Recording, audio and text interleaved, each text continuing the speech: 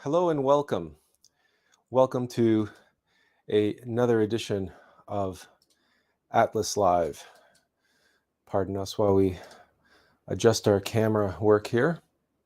Yeah, maybe we'll try zoomed out a little bit. Today, we're going to be discussing several topics that are all linked and related to the same phenomenon. Today's live stream was inspired in two parts. The first part was the fact that Tuesday is Valentine's Day. And Valentinus or Valentinius was a great Gnostic master, credited by some for writing the Piece of Sophia, and he established an order of Gnostics known as the Valentinians, and he ostensibly and extensively wrote about and taught about the nature of love. And naturally, he was a resurrected master, so he was one with the Christ. And so today we're going to be delving into some of the mysteries or secrets, the esoteric truths that are hidden in what has become a very commercial, it's not even a holiday, it's a commercialized event, a remembrance.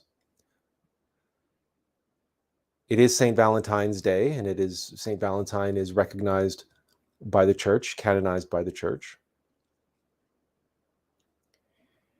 But of course, it's just like Christmas, like so many other of our annual events commemorating truly esoteric and spiritual themes and historical events. It has been commercialized and thus degenerated into what it has become. The occasion to buy cards and chocolate and flowers, but not just any flower. The flower which is most associated with Valentine's Day is, of course, the rose, the red rose. The rose is the king of flowers. It is the flower which embodies all of the greatest and highest values, let us say, of the plant kingdom, or at least of the flower varieties. Much the same way that the lion was called the king of beasts for his regalness and majesty, but also the tremendous strength and cooperation of the female lions, the power of the divine feminine as expressed through the pride, and the alpha female, the preferred mate of the lion. The rose holds within it tremendous significance, tremendous esoteric significance. And we will touch on that in due course. One of the most obvious and at times painful aspects of the rose, which has caught many an individual off guard, are its thorns. And even in just saying the word, obviously this conjures up all sorts of esoteric complications and esoteric significance, tremendous meaning, tremendous teaching in just that fact alone. The king of flowers, the red rose, the embodiment of love, the symbol of love in flower form that is to this day handed out on Valentine's Day in dozens, no less, a dozen red roses. And yet along its stem are those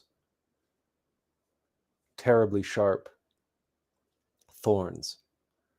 This speaks so deeply to all of us on that intuitive level. All of us who have ever been in love or pursued love or been on the receiving end of the severity of love. What comes into mind is a 1980s rock ballad. We can't even remember which group it was, which singer. It was Every Rose Has Its Thorn.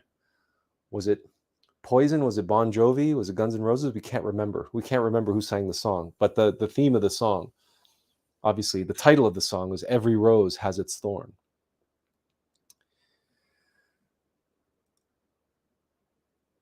But one of the interesting connections and related to thorns and related to roses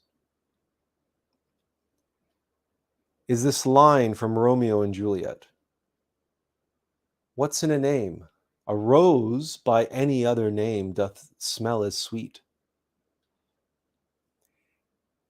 And it is from that line of Shakespeare's definitive work on the truth and nature of love. If you believe the Tom Stoppard and the producers of Shakespeare in Love, you know that that's a line from Shakespeare in Love, where Elizabeth decides that she will hold witness and judge to a wager whether or not a playwright can write the truth and nature of love in a play. And that's the great climax of the film, that Dame Judi Dench playing a very old, decrepit, and somewhat grouchy Elizabeth. She stands up from amidst the crowd. She had been watching the play in secret. And she says, here we have seen the very truth and nature of love. And Lord Wessex, you've lost your wager.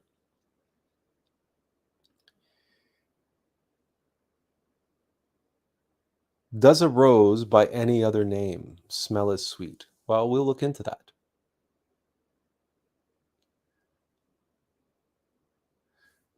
And this brings us to the second inspiration for today's live stream, for today's topic. We received a message from someone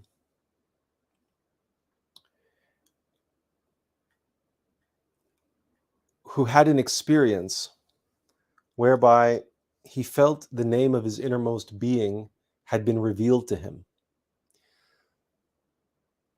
He felt very certain, but he reached out to us because in his circle, we are the only ones who know what the name of our innermost being is. And so he reached out to us in the hopes that perhaps we could either verify for him Yes, that is indeed the name of your innermost, your true name, your true self. Or perhaps we could relay and exchange notes on how we came by to know our name. And in the process of our discourse about this subject, we realized we haven't divulged that secret to any of you, and we haven't discussed that. We don't think. We talk a lot about knowing yourself. We talk a lot about the innermost being and the Divine Mother. But in terms of knowing yourself, how important is it to know the name of your innermost, to know your real name, your true self's name? Because the name that you were given at birth is a name that you were given. Now, often there is a reason why you receive that name. Often there are hidden esoteric rationale for having been given that name, karmic reasons, but other reasons as well related to your birth name. Not always, but sometimes.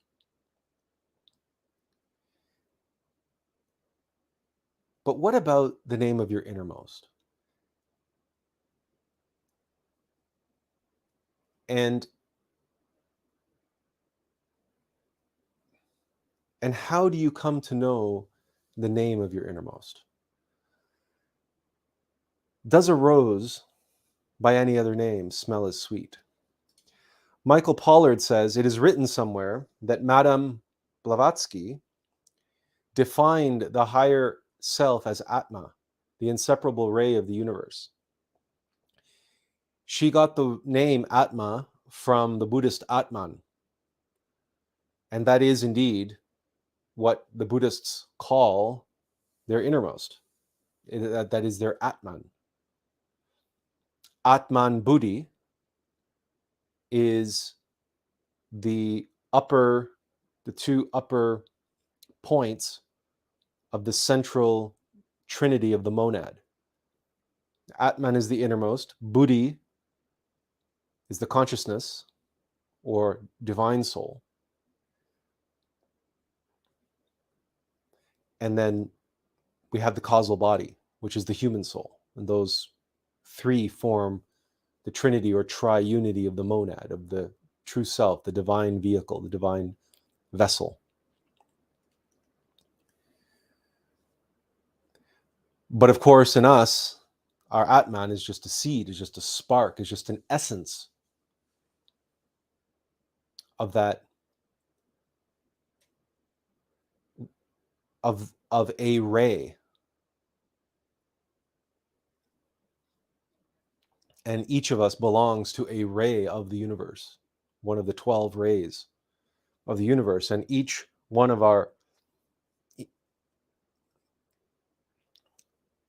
those rays is reflected within our inner Atman. There are 12 independent aspects of the being. That's represented by the 12 disciples of Jesus. That's represented by the dozen roses. But Atma or Atman is a word describing all beings. Everybody has an innermost being. That is your inner Atman. We're actually talking about the proper name of your being, of your Atman. Because each Atman is an individuated essence of a cosmic ray of the universe, but it's individualized.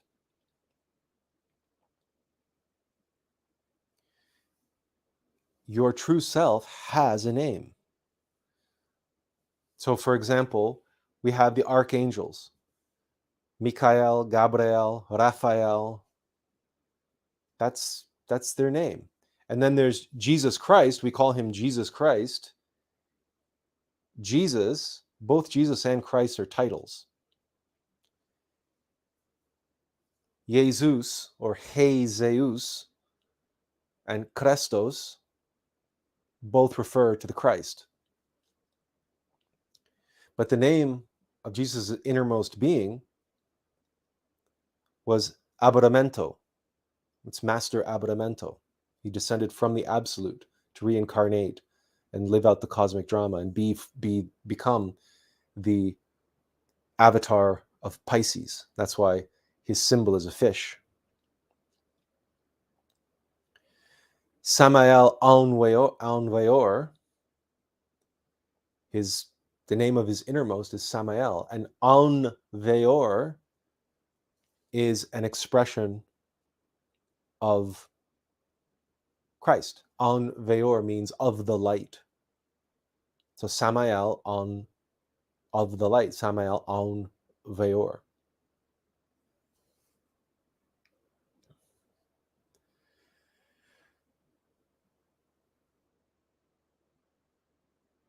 This individual reached out to us and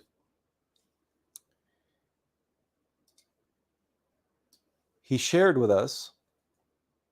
Now, this is just might take a moment to, yeah, okay, we knew that was going to happen.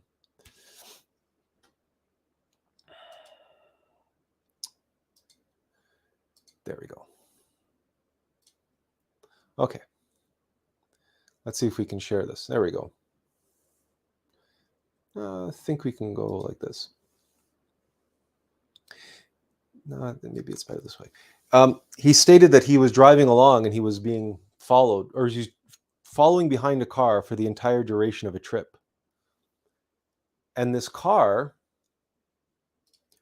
had the following sticker of Jesus on the back.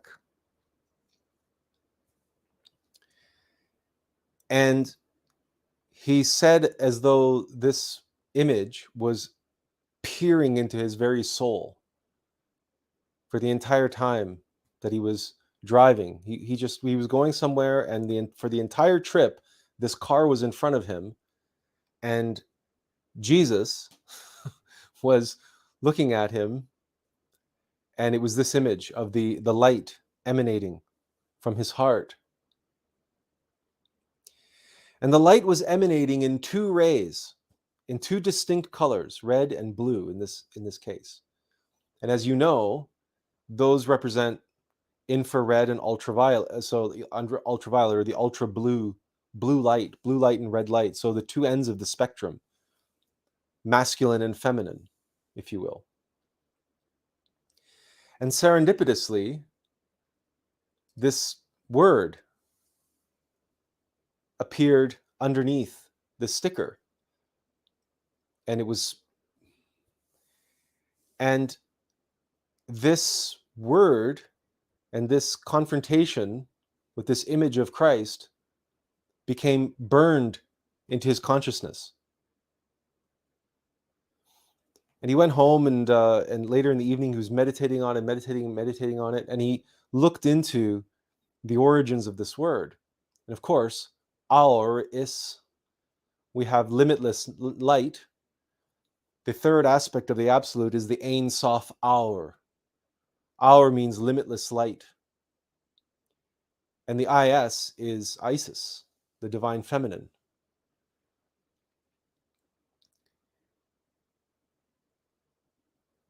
The next day, he had to go on another trip via car to a place that he had never been, out in the middle of nowhere. And he encountered this exact same image of Jesus no less than 5 times on his route. He was just driving around in the country, going to where he needed to go, which he had never been before. And one after another, after another, after another, after another, this exact image of Jesus is what appeared to him on his route.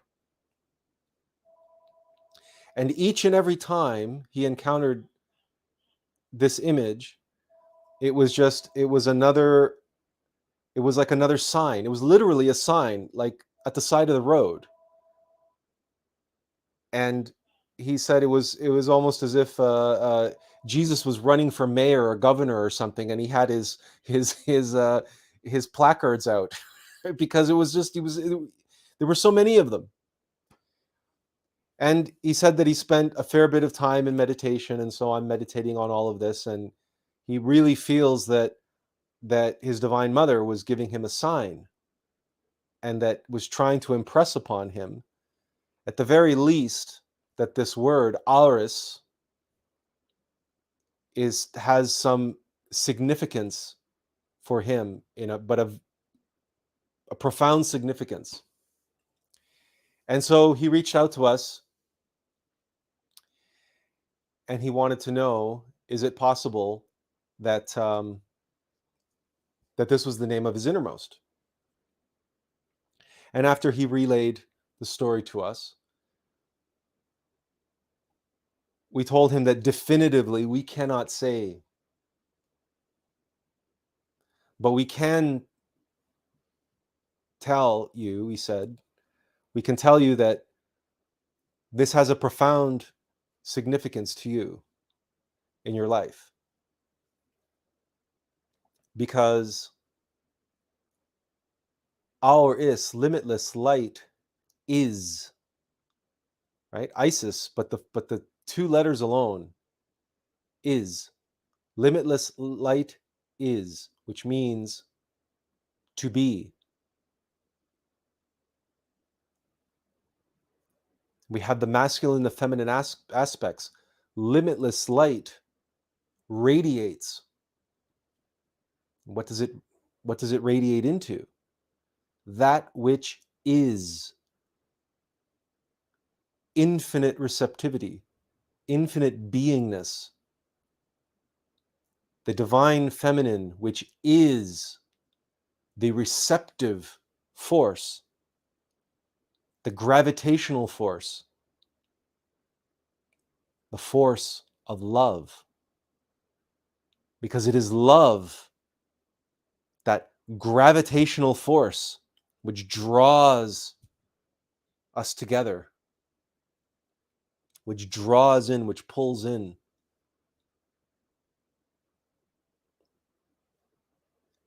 And then the expression of infinite wisdom, the masculine,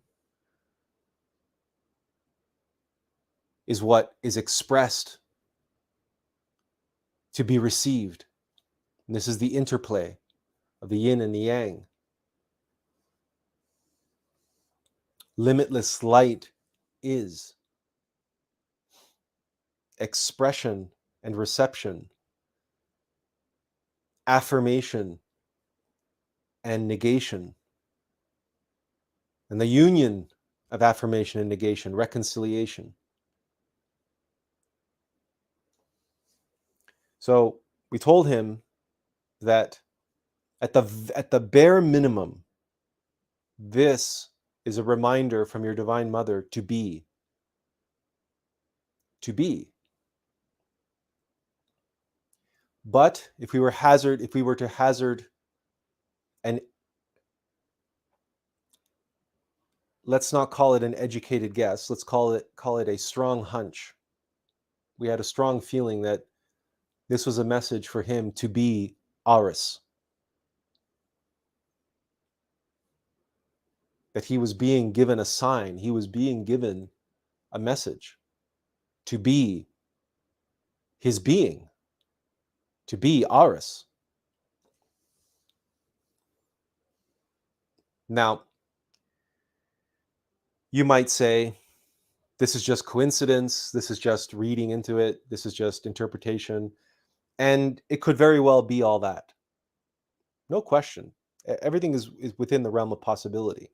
However, to have interacted directly with this individual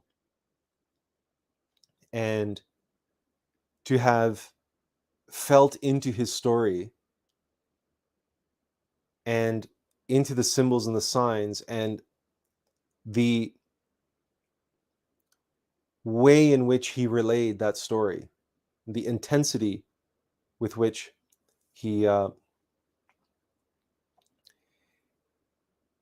experienced that and felt that.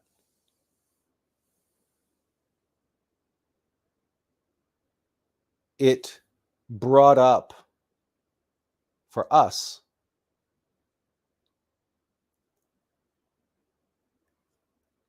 a retrospection of how we learned of our name.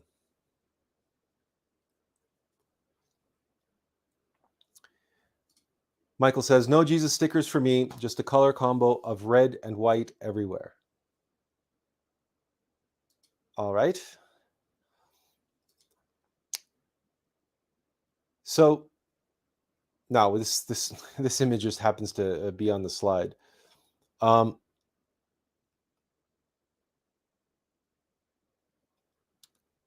we're just going to share this in retros. Well, we'll get to this slide later. So a long time ago, I was working at Kmart. Yes, I wasn't always a well, I wasn't always a YouTuber and a writer and a teacher and a counselor. Once upon a time, I was a sniveling 14 and 15-year-old working at part-time at Kmart. And was around the age of 15 on one of our breaks in the cafeteria. A new fellow had started working not too long before then. His name was Jamie. And one day, we were sitting down for break, and Jamie sat down across from us. And he had only been working for a week, perhaps. And this would have been our first opportunity to interact with him. And so, he introduced himself, I introduced myself, and then he just looked at me and he went, no, Youre Atlas. And I was a little bit taken aback. I mean, usually when you introduce yourself to someone, usually they accept that you are the resident expert on your own name. So I said, no, James, no, it's Attila. And he's just smiling, and he didn't move, and he didn't shift his gaze. He didn't break eye contact. And as we remember it, he didn't even blink. He just had this smile. And he said, no, Youre Atlas. And no matter what I did, what I said, how I tried to, correct him or deflect or try to get out or avoid this prescription, this didactic assignment of a name, he did not falter, he did not flinch.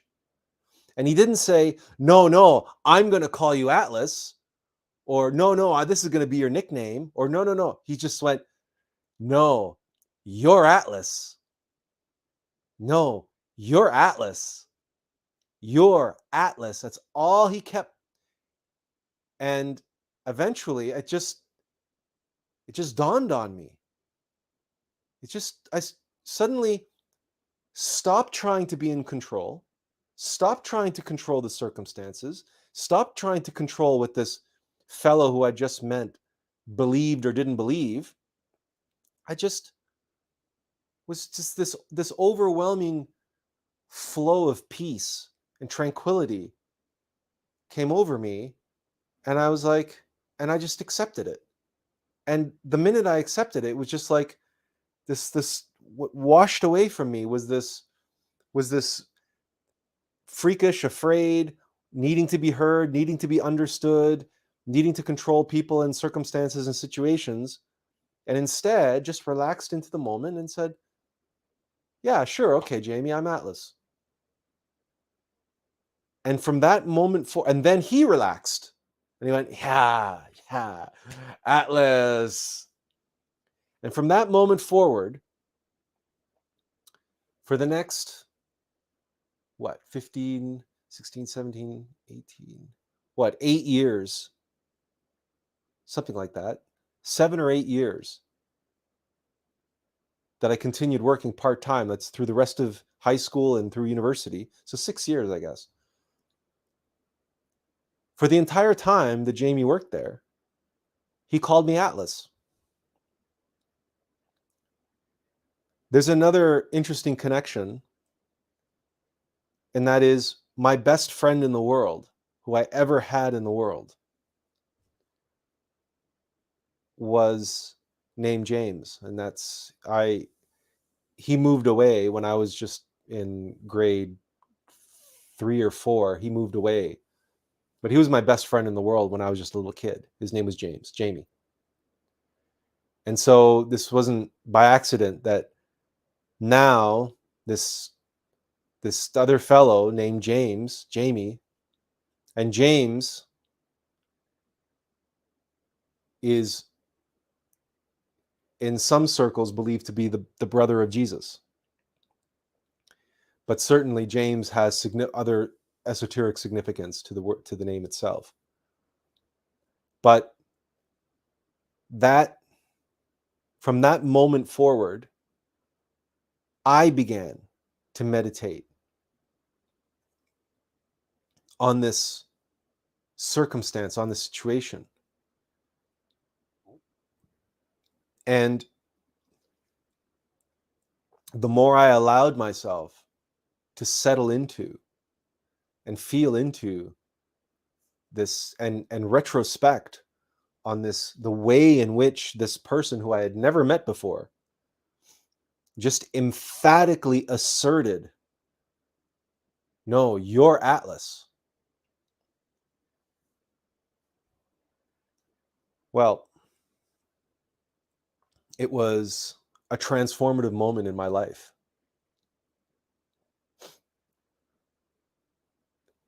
Years later, I would meet Atlas in the astral plane. I would verify through my own experience. But I wouldn't call myself Atlas. I would never go around telling people I'm Atlas. I wouldn't. So this happened to me when I was 15 years old. I learned my name. I wouldn't actually start referring to ourselves as Atlas until I was 42 years old, or roughly between 40 and 42 when we started our blog. And the only reason why we did that is because by that point, we knew that we were not just Atlas, but we were Atlas Alux. And Alux, as you all know, is all light, but it's also Godlight, as in Al Lux or El Lux. In other words, it's another word for the Christ, the Logos, or like Auris, the limitless light, like Aur, and Aun Weor.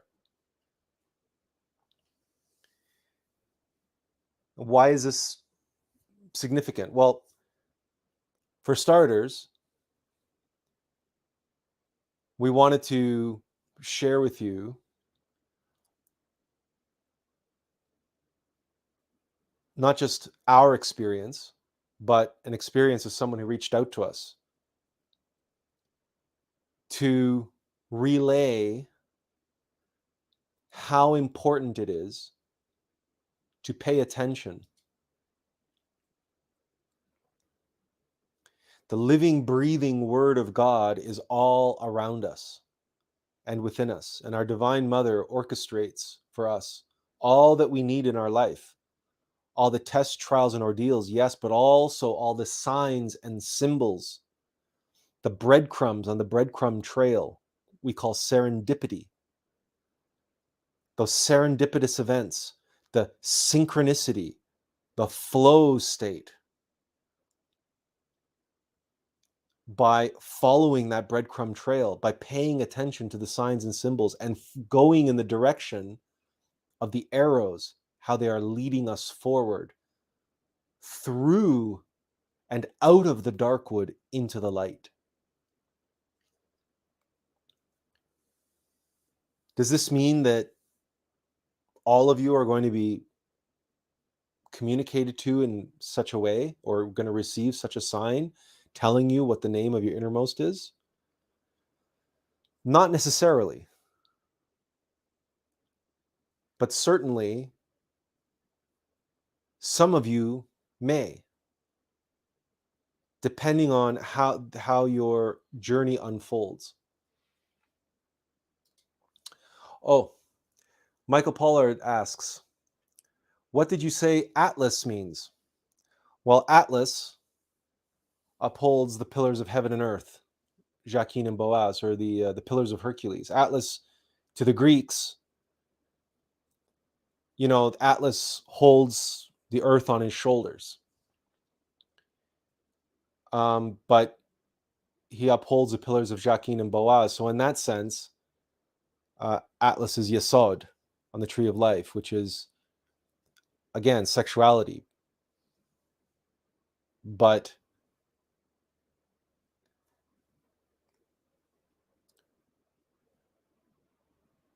it's these are very superficial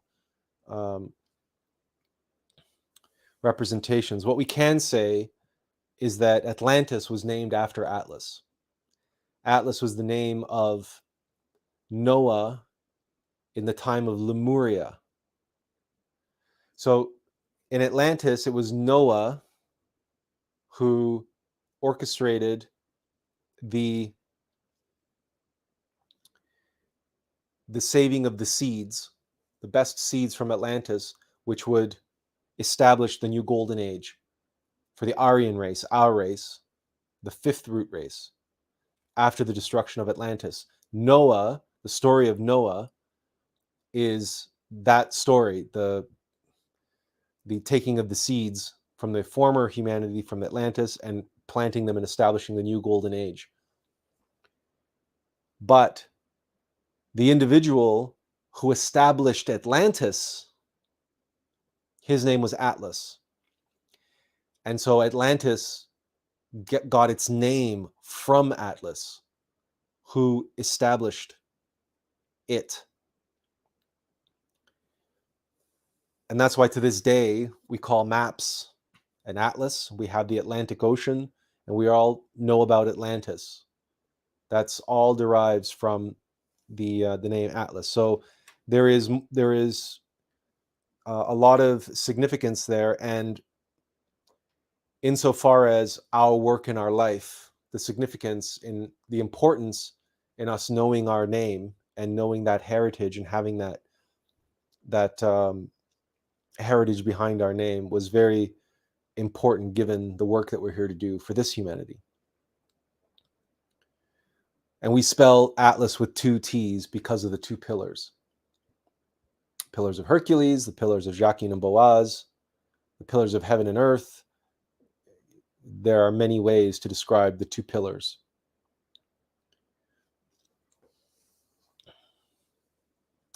There's another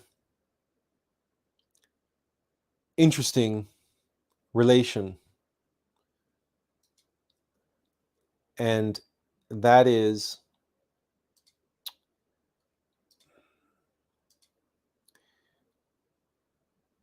we call our life's work the Atlas Project.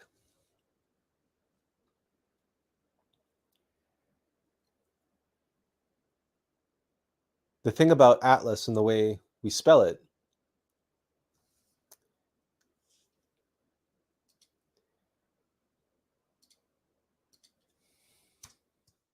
You guys can see that, right?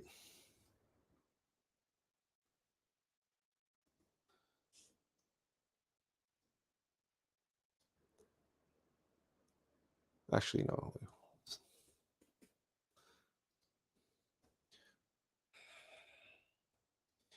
Just put it over here and then we'll...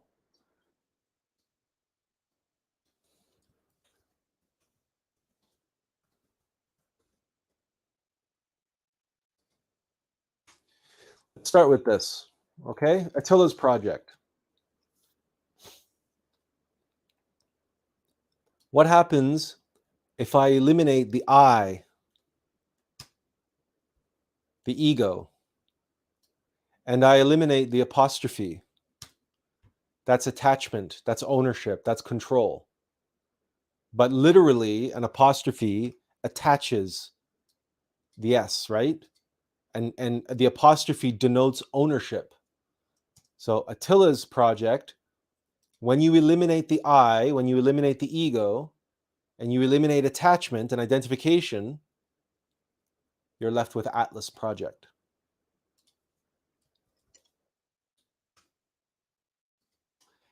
And that is exactly and precisely what we call our life's work.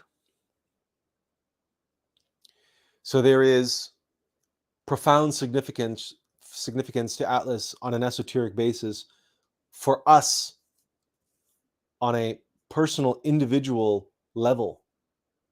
It's not just the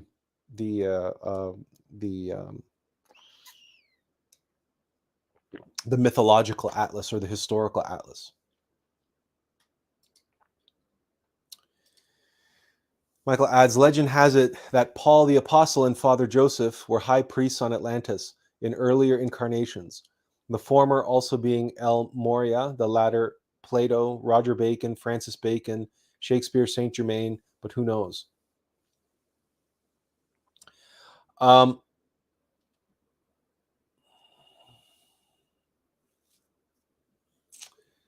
Paul the Apostle is Count Saint Germain. I'm not sure.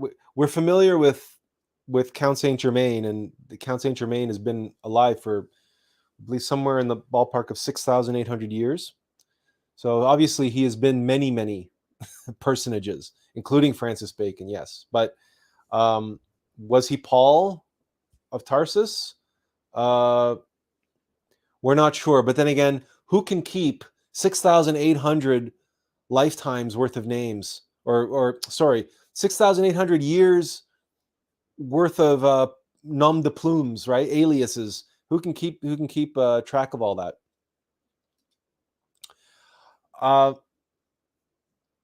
Okay. Got a little bit of a tangent there with the Atlas thing. But anyway, so this sort of demonstrates, we hope, that if your innermost or your divine mother reveals themselves to you in this way,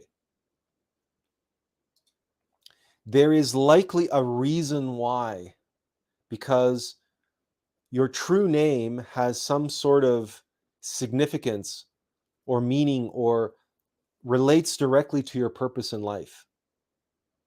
So it's important for you to know the name. In our case, it was important for us to know our name.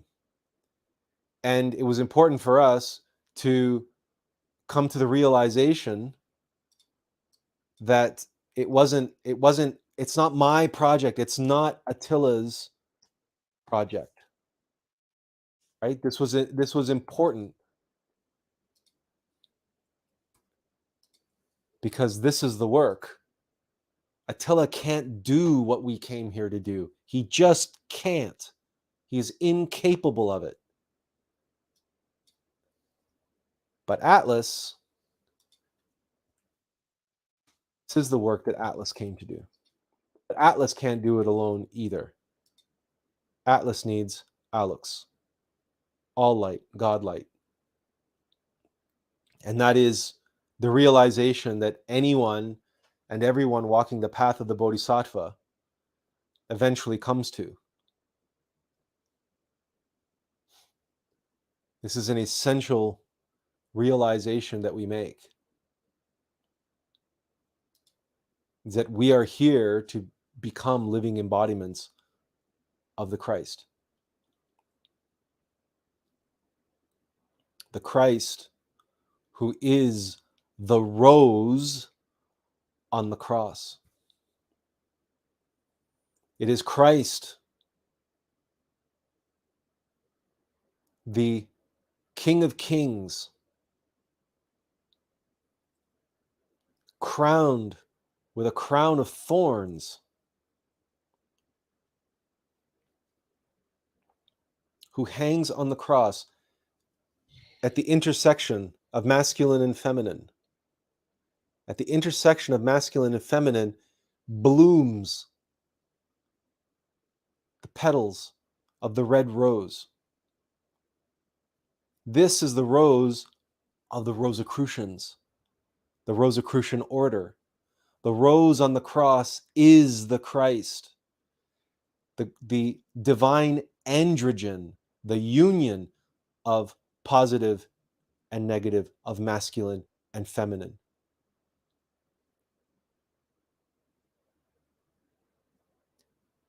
The Christ who sacrifices himself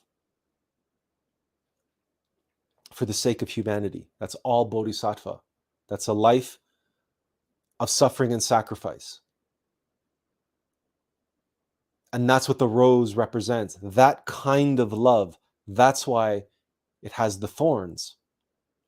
That's what's represented by the crown of thorns on Christ's head. And the blood that spills out, that red, is the blood red in the petals of the rose. This is why that flower is the symbol of Valentinus and the Valentinians, Saint Valentine, Valentine's Day. It is the flower of love, because love is severity and mercy. The severity of the thorns and the mercy of the perfume and the beauty and the union of these in that single embodiment of that blooming flower.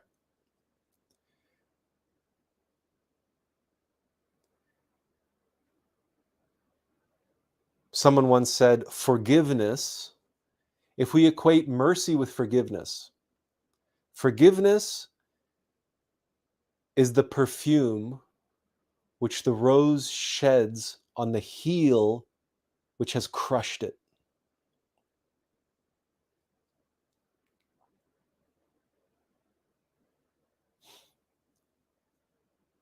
And when one looks to the sacrifice of Jesus of Nazareth, of Master Abaramento, and what his path of the Bodhisattva, and what his sacrifice as the King of Kings, as the Master of Masters for this planet, his karmic sacrifice allowed him to change the rules for this humanity, the karmic rules for this humanity. Before then, sins couldn't be forgiven. Before then, karma could not be negotiated. There was no such deal in place. And it was Jesus's ministry and sacrifice which gave him the karmic credits then to be able to change the law for this planet, for this humanity, so that some sins, some karma can be forgiven. Not all karma, not all sins. That Catholic bastardization came into effect only later, that the Catholic Church interpreted the Gnostic texts and interpreted the Pistis Sophia incorrectly, because of course they were establishing a church. They weren't actually looking to empower individuals and create Gnostics and initiates and have them experience the Christ directly. No. They wanted everybody to experience God and Jesus through them, right? Through the priests and the bishop and the pope and the church, right? The house of God and God's representatives on earth, which is what the pope is supposed to be. But that Catholic belief that Christ died for our sins is based in a Gnostic truth that karma can be negotiated and some karma can be forgiven. We've described that in past live streams as well, how to negotiate karma. And to ask for forgiveness, one need only pray. To negotiate is a little more complicated. You must promise to do something. You must offer something in return for the elimination of some karma. And if you don't fulfill your end of the bargain, your karma will come back to you with interest.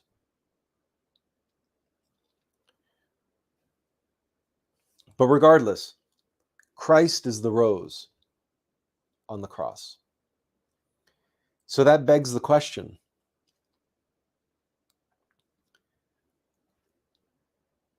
does a rose by any other name smell as sweet? Was Shakespeare right? Or Sir Francis Bacon, or Count Saint Germain, or whichever alias you want to have him go by. But it's an interesting question from the standpoint of who wrote it.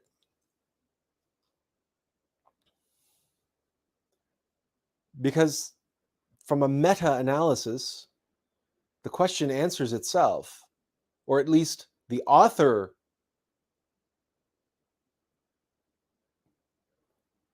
emphatically knew the answer, which is why he doesn't really ask it as a question. He just poses it as a statement. What's in a name? A rose by any other name doth smell as sweet. He's saying it doesn't matter what you call a rose. Just as Count Saint Germain called himself many things to many people. And many masters throughout the ages have had to remain hidden. They have had to work in profound anonymity, in secret, because of the persecutions of the aforementioned church, for example, where Gnostics had to go into hiding for fear of being burned at the stake as a heretic, or excommunicated, or thrown into prison, or any other number of tortures by the Inquisition, for example, or burned at the stake as a witch, because anything discovered to be remotely occult was automatically branded as devil worship, as evil, as heretical, etc. The Catholic Church has a long, long history of persecuting Gnostics, but they were not the only ones. Gnostics have been persecuted in the past, and we will likely be persecuted again at some point in the future. But that remains to be seen exactly if that's going to come to pass, and if it comes to pass in the same way that it has in the past.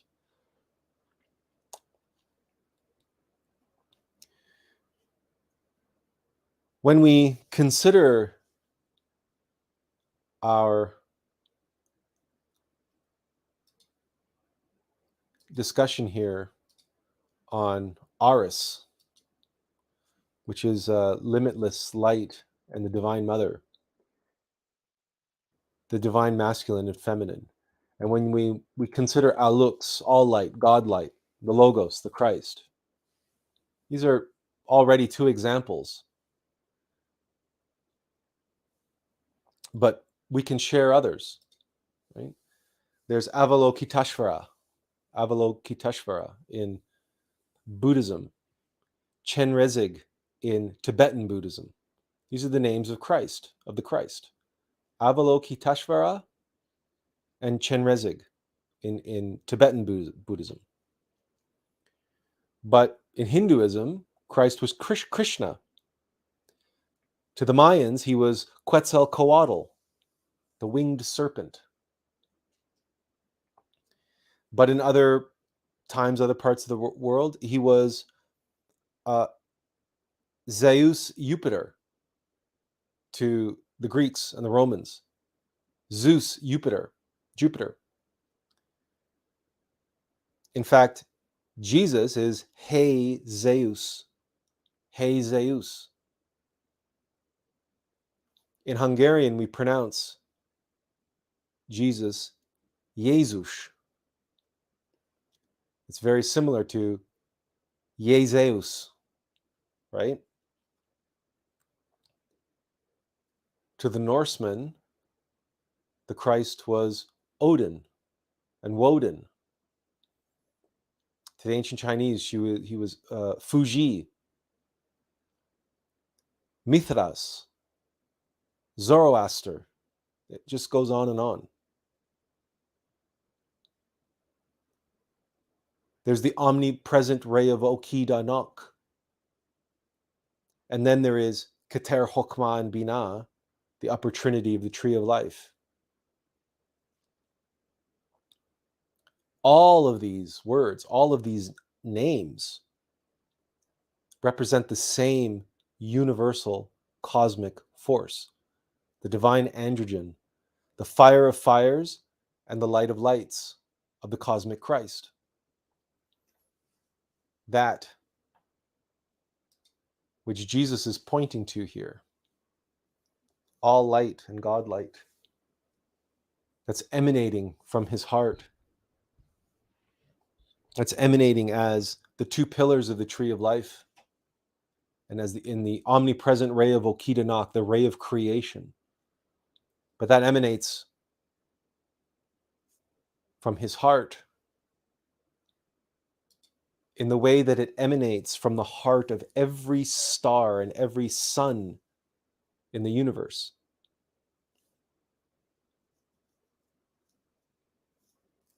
That's why Christ, in prehistory, was always associated with the sun. In Egypt, Christ was Osiris Ra. And Ra, as you know, always has the sun disk.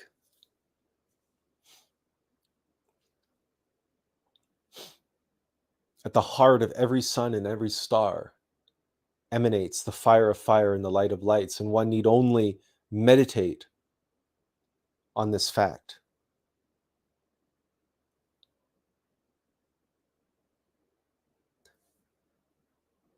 But take it one step further.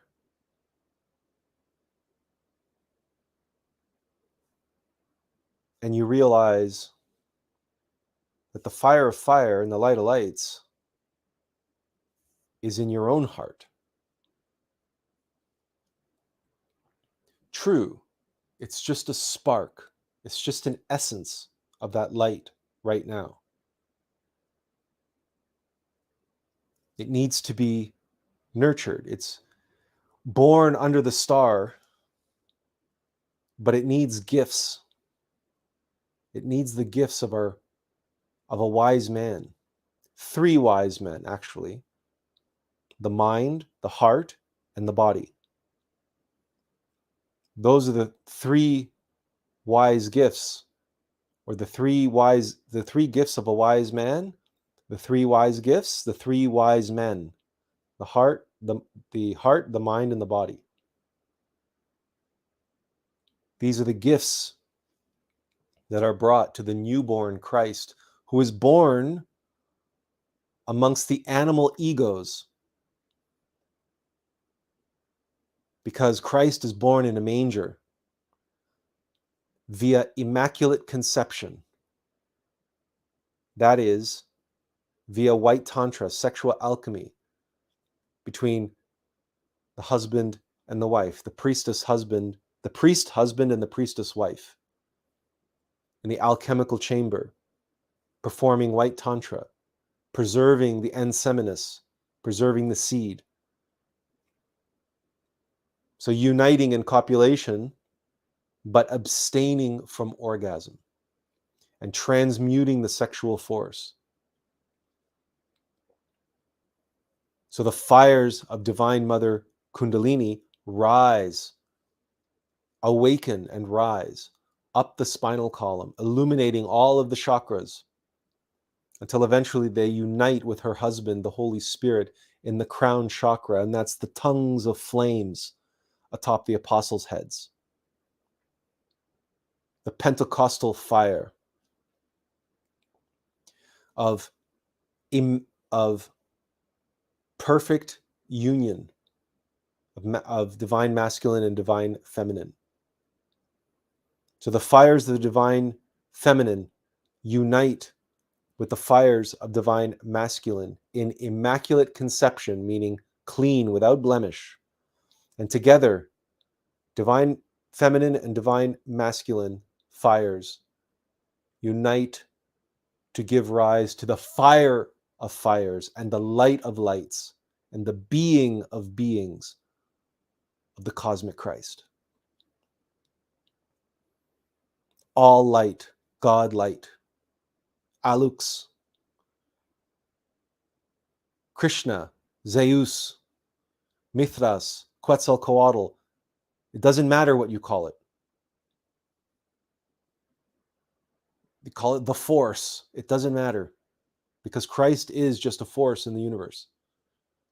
And it's a force inside of you, but you must give rise to it. It must be born. And that means we must be born in the waters and the Spirit. We must be born again as a living embodiment of that divine Christic force. We must die upon the cross of sexuality. We must become the rose on the cross and bleed red with a crown of thorns out of love, out of sacrifice, out of service.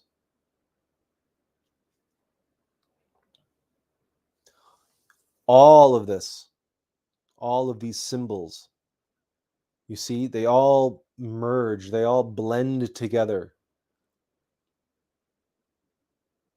And they all communicate the same fundamental message, which is the nature of our work, our task as a mortal being. And that is to seek yug, relegare, which means to bind together as one, as in the ties that bind, as in wedding bands, to become one with our innermost intimate beloved, our innermost intimate Christ. This, then, brothers and sisters, is the true meaning of Valentine's Day. This was the teaching of Valentinus and the school, the Valentinians, which he established.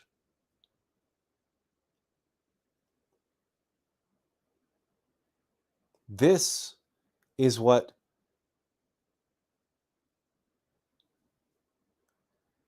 Beethoven referred to as his immortal beloved. His immortal beloved.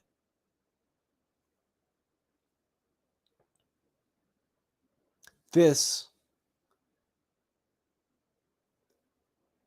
is the object of all of Rumi's poetry on the truth and nature of love. Rumi, the great Sufi poet of love, was not writing for some fling he had, for some crush. Rumi was writing to his innermost beloved, his immortal beloved. And we too, all of us, have an immortal beloved. And our immortal beloved has a name. That is our true self's name.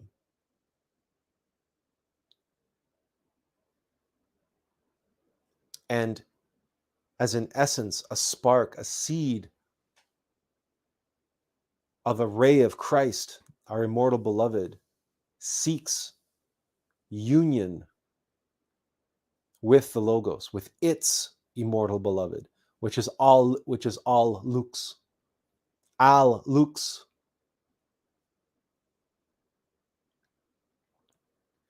Godlight. But our innermost is just a seed, is just a spark. He's not a God yet. He's just a newborn. So in order for him to become a living embodiment of the Logos, he must first accomplish a union with us, his mortal vessel, because free will is an absolute law of the universe, which not even the gods will violate. So we have to do the work.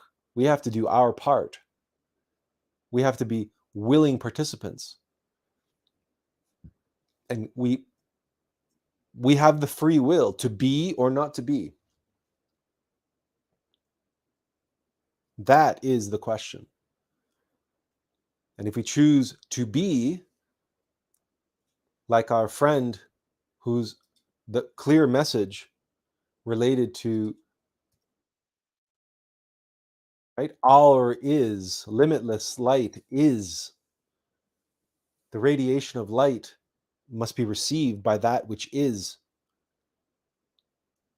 The space, the Akash, that's the divine feminine. So all of us are called. And some of us are called by name.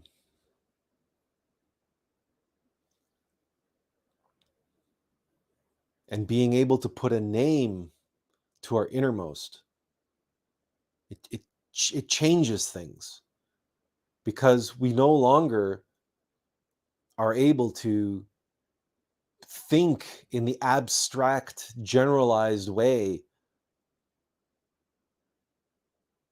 We have to face the reality that this mortal self, this mortal vessel, and this name that we've been given, this personality that we have, is just a garb. It's just a suit, a 3D spacesuit, so that our true self, who has a name, can be here now in 3D space doing the work that he's here to do. That's Atlas. That's Atlas. And whose work does he do? He does the work of Alux. He does the work of the Logos, the Christ, the omnipresent ray of Okidanak.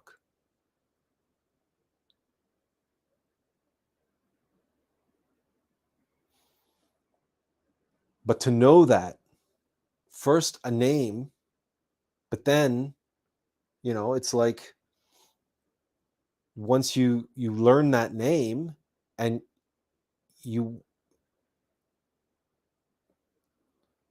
need to communicate.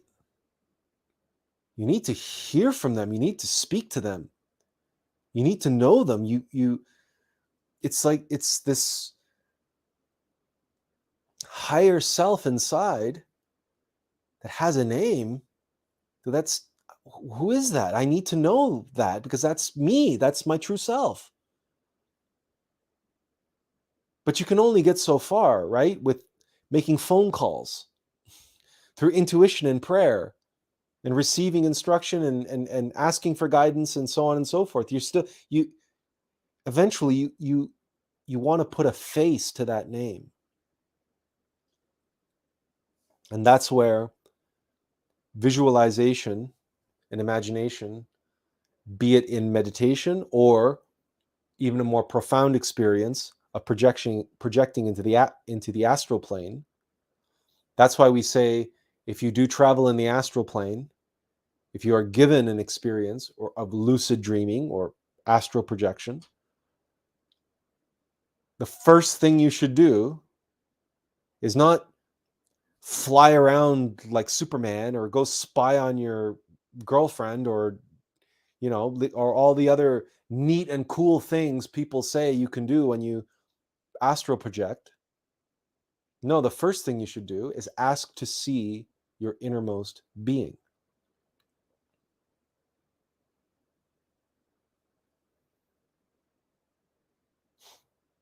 Because then you'll be able to put a face to the name.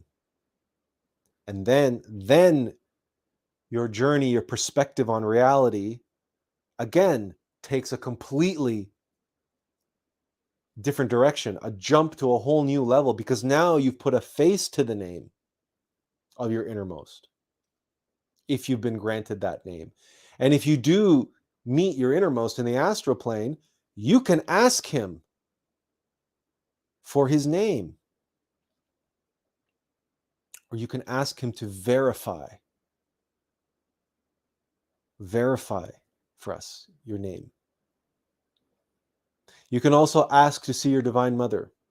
But remember, your Divine Mother is Divine Mother Nature, and she can assume any form, and she can appear to you in whatever way you need to see her.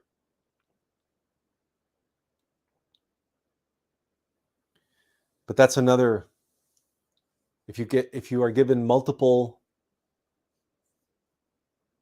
opportunities to astral travel, then ask to see your Divine Mother. Michael says, Okidanak, the first and last, the Ancient of Days. Yeah, the omnipresent ray of Okidanak. That's the ray of creation. That's exactly correct. That's another name for the Christ, the Logos. We first heard the term when we read Gurdjieff, but certainly the name must go back further than that. It's just, I mean, a lot of this terminology goes back to such ancient times. Those scrawls are long since gone. You have to go into the Akashic records to try to find the documentation, so to speak.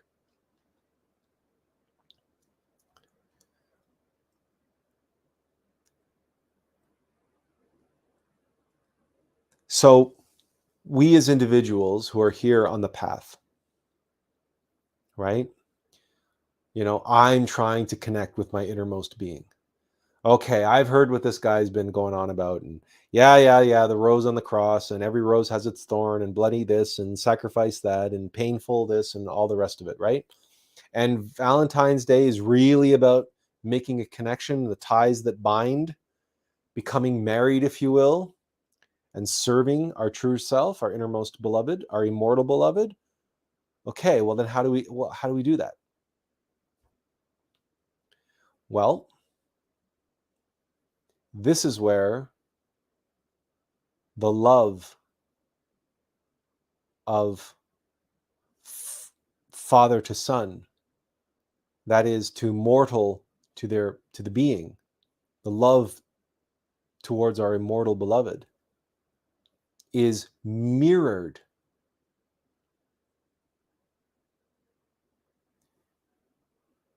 in the love that we have for our spouse. And by spouse, know that we are not referring to whomever signed a document at City Hall, or whomever spoke vows aloud in a church, in a hall, at the Justice of the Peace, A spouse is our mortal beloved. A spouse is our husband or our wife in the eyes of the universe. Esoterically, spiritually, our husband or our wife has nothing to do with wedding vows or wedding certificates or marriage licenses or shared mortgages or shared bank accounts or any of that usual stuff or sitcoms on TV.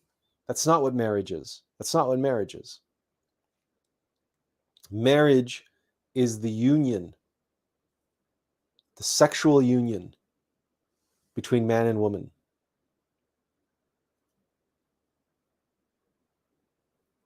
If you have sex with someone, in the eyes of the universe, you are married. That is what it means. That is what sex means. Esoterically, karmically, metaphysically, you are blending, you are uniting those energies, the creative forces. That's what sex is, the creative force.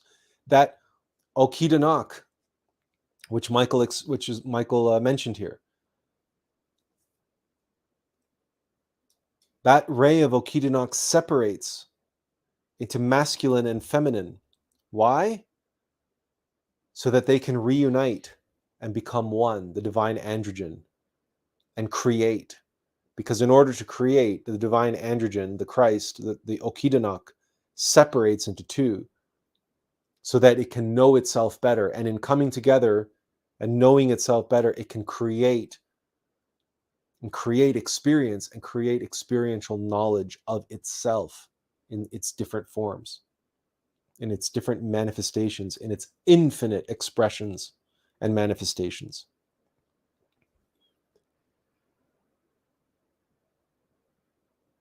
And so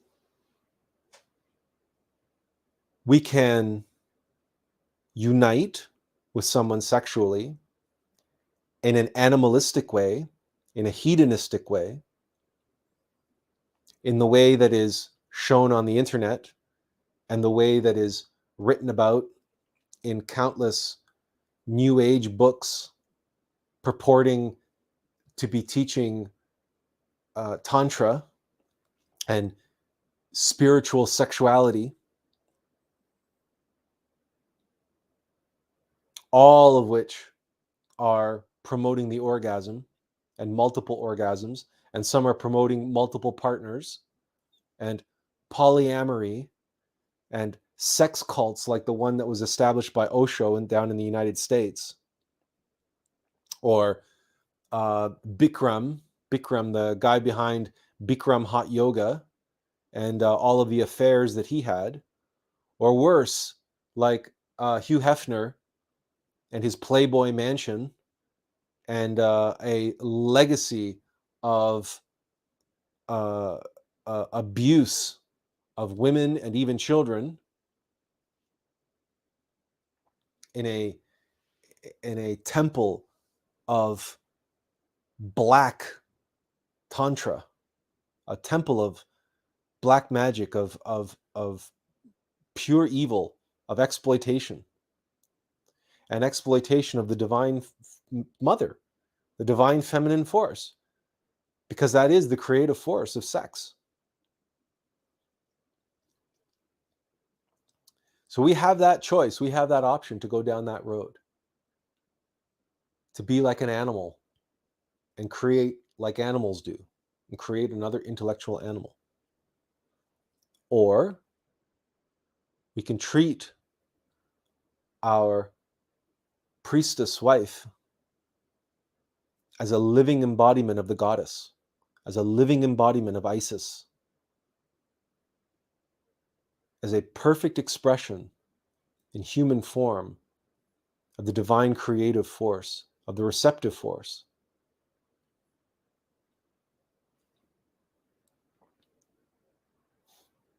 And make of the bedchamber a temple of love, a place where the union between two mortal beloveds, the union between ourselves and our mortal beloved, is there to honor and reflect and sacrifice and worship unto our immortal beloved. To achieve union, which is yug in Sanskrit and religare in Latin, to bind together as one with our immortal beloved, we seek out our mortal beloved and we unite with them physically in the alchemical chamber, in the act of sexual alchemy, the act of white tantra. Immaculate conception, pure, without blemish. We raise the fire and we unite so to give rise to the fire of fires and the light of lights. And this is how mortal love, terrestrial love, the love of man and woman, expressed throughout the year, of course, but given a special day, the 14th of February, given that special day that we remember lovers, we remember those who treat one another as proxies to one another's immortal beloved. So the physical body that I engage with when I'm together with my priestess wife, I know that in truth I am making love to her soul. What's more, I know that it is Atlas which seeks to make love with the innermost of this my mortal beloved. Why? So that together we can give rise to the fire of fires, the light of lights, and the being of beings, Alux, all light, Godlight, the Christ, the Logos, Avalokiteshvara, Chinrezig, Quetzalcoatl, Woden, and the list goes on and on.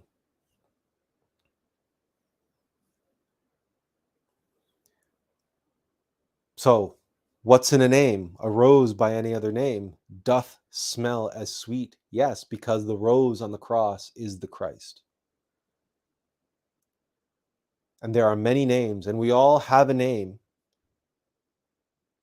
Our innermost beloved, our immortal beloved, has a name, and some of us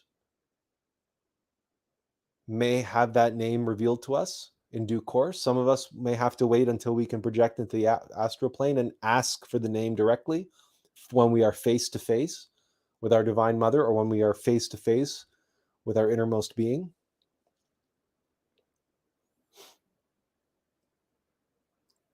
But you see, all of this connects into Valentine's Day. Because how does a mortal learn what it takes to become one with a God? How does a mortal achieve union with their immortal beloved? And the answer, of course, is for two mortals to unite through love and learn terrestrial love, but learn how to transmute and transform terrestrial love into heavenly love. Because there are many people who are practicing terrestrial love, so-called, right? and they're having sex like animals, and they're creating more intellectual animals, and that's all they're ever going to do. That's all they're ever going to do.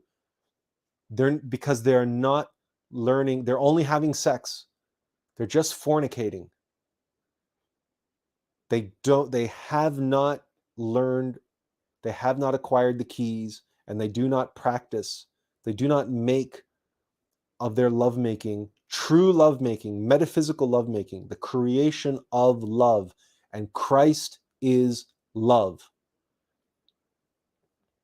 Christ is love.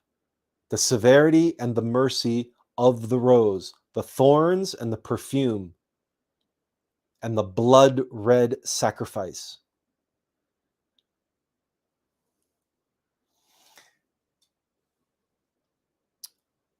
As Aziel says, what is it that decides if our innermost arrives in mercy or severity? At some points, we've had enough of getting crushed, although it is more stabilized at the moment. What is it that decides if our innermost arrives in mercy or severity? Our Divine Mother, look, tough love is tough, and it's not easy, and by no means is it a cakewalk, and is it to be trifled with.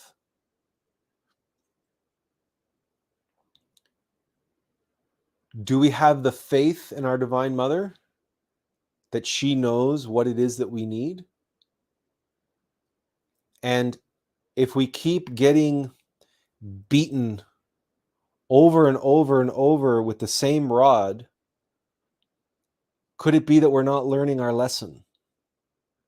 Could it be that we keep getting beaten up over and over again, the same repeating circumstance, is because we keep attracting it into our life because we haven't comprehended that ego, we haven't learned our lesson, so we can't move on to greener pastures. Think of it like playing some video game, and you get stuck on a certain level, and that level is really hard, and the final boss is really hard, and every time you try that level, you get your ass kicked.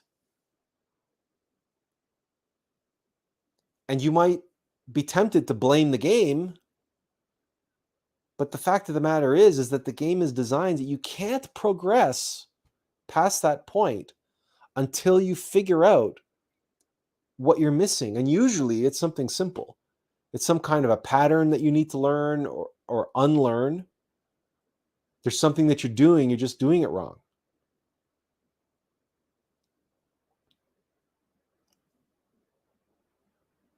But rest assured, there's the only way for you to pass that level is to keep playing it and keep playing it and keep playing it. But each time you play it, the important thing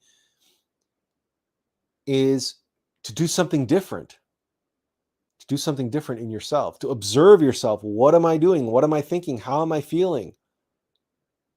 Each and every time that beating up process is taking place, really pay attention to you.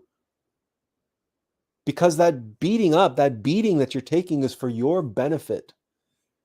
It's not to punish you. It's not to discourage you. It's not to wear you out and wear you thin. No, it's there to bring to the surface everything that you need to see and really, aha, okay, now I get it. But you would never have gotten it if that bottom dweller was still stuck in your subconscious mind somewhere, because that's really what egos are like. These demons, especially like the bottom dwellers, or like last week we were talking about the cephalopods, that we were explaining how egos are masters of disguise and masters of camouflage. And that the only way you can get an octopus to reveal themselves is when they're disturbed. So when the diver gets too close, the octopus magically changed back into became white, and then jetted off and then squirted a whole cloud of ink, right? To try to to cloud the our vision of it, right? But for that brief moment, you got a clear view of, aha, that's what that octopus really looks like. And when we're getting beaten up, it's all of these negative emotions and all of this bitterness and frustration and anger. It comes up, it's dragged up. It's like taking a dragnet on the bottom of the ocean floor, and you drag everything up along with it. All the garbage, all the junk, all the bottom dwellers, everything gets pulled up with it. And you got to sift through that net. You have to take advantage of that opportunity. All of that is severity. All of that is severity. And if we don't correctly make use of that severity, then unfortunately, we're going to be stuck with a lot of severity and very little mercy on the other side. Because if we can't get over the fence, if we can't level up to the next level, well, then it is what it is. It is what it is. But the other thing to remember is that sometimes the way circumstances are, it's just for a period of time, we'll feel like we're getting piled up on because circumstances are presenting themselves to us, meaning our Divine Mother, and our inner Lucifer takes advantage of that opportunity to shed light on these various defects and vices of ours. And so sometimes it just happens like, what's that expression? It never rains, but it pours. And sometimes life is like that. So we get one tough lesson after another, after another, after another, after another, after another, simply because that's the way circumstances arrived and presented themselves to us for us to be able to have those lessons back to back in short succession. Yes, it's hard, it's grueling, it's draining, it's exhausting, it can be discouraging, it can be depressing, it can be all of those things and more. But if we see these tests, trials, and ordeals as an opportunity as opposed to a crisis, then we are opening the door on much, much greener pastures on the other side. And indeed, if we practice the lighthouse principle, which we've shared with you in the past, of just observing ourselves and removing ourselves, not identifying with the individual in the boat who's lost at sea, who's terrified of getting crushed on the rocks, who's being swirled around in the tempest of the storm. Instead, we put ourselves in the lighthouse, shining the beacon of consciousness, the beacon of self-observation upon the poor mortal who's being tossed about in the boat on the 40-foot waves. And we're observing a detached, objective, calm, relaxed observer, not identified. Well, then it doesn't alleviate all of our suffering, and it doesn't make the severity a cakewalk by any means, but it certainly goes a long way to helping us cope better with the inevitable rough seas and the tough love and the severity that we have to go through when we are on this path. Because the path to knowledge, right, is we have to walk through the fires. Those are the cleansing fires of hell. We have to be baptized in fire, so to speak. And so we may as well learn how to be firewalkers and how to perform, because That's our job. That's our career, if you will. That's the way. That's the path. Benjamin says, yes, that is true. The Lord disciplines the ones he loves, and he chastens everyone he accepts as his son. Yeah, the Lord disciplines the ones he loves, and he chastens everyone he accepts as his son.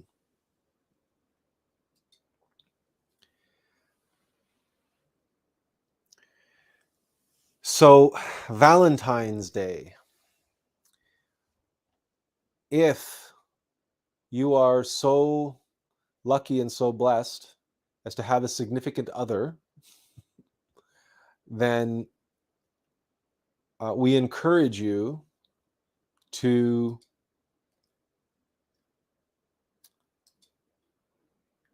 take the opportunity of this special day um,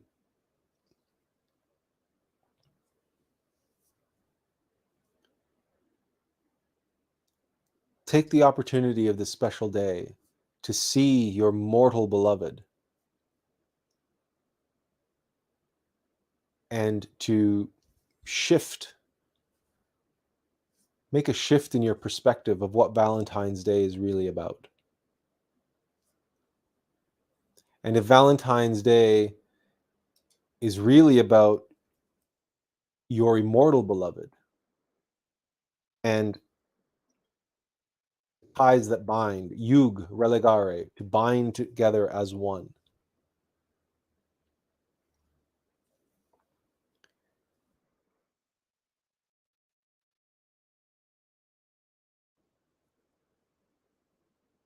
then this is a tremendous opportunity for you. For the rest of us, if we are not so lucky as to have a significant other, to have a spouse that we are working with in the ninth sphere in the alchemical chamber, well, Valentine's Day is still significant because we can still meditate and pray and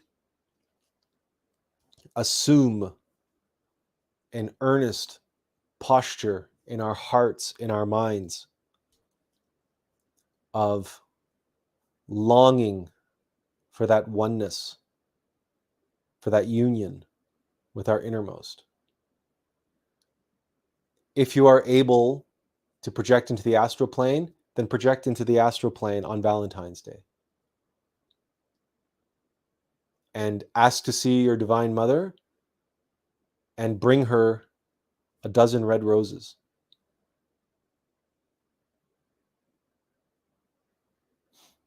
You can manifest anything in the astral plane. Drop to your knees and pledge your undying love to your immortal beloved. Be it your innermost being or your Divine Mother, it doesn't matter. It doesn't matter. Your innermost is not going to take offense because your Divine Mother is simply the feminine aspect of your innermost being. So make this Valentine's Day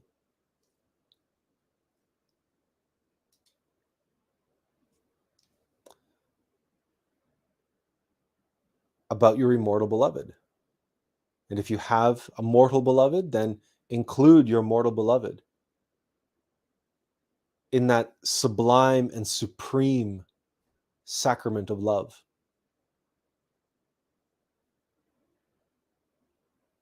And make love, literally, metaphysically make love in the alchemical chamber. Clean, without blemish. Either way,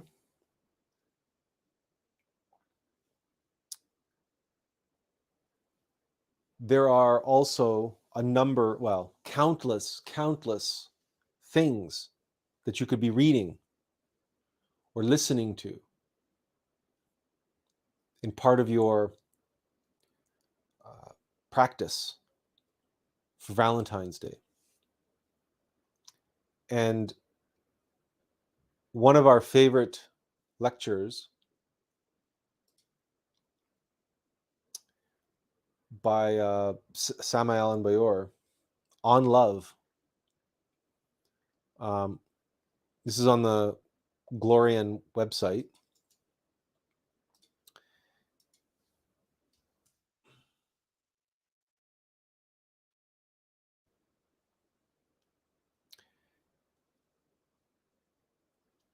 This was a live lecture that he gave on Valentine's Day.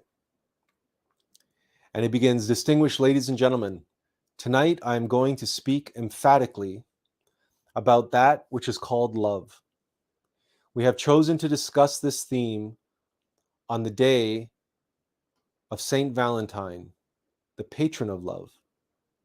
Undoubtedly, Valentinus or Valentine was a great master of love and formed a school called the Valentinians.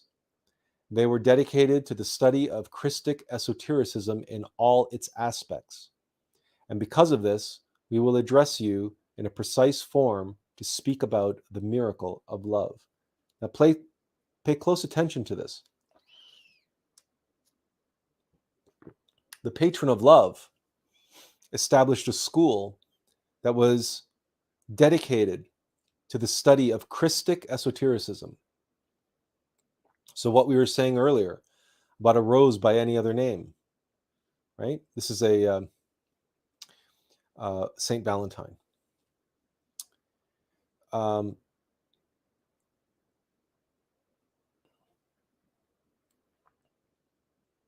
There's lots, you know what, this is a very long article, so we don't want to read the entire thing. But what we'll do is we'll just oh,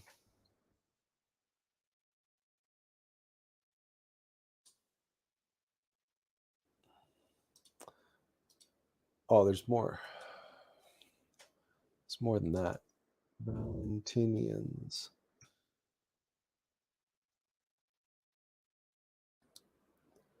So here it says, "Love is a force that emanates precisely from this divine prototype who exists within the depths of our consciousness.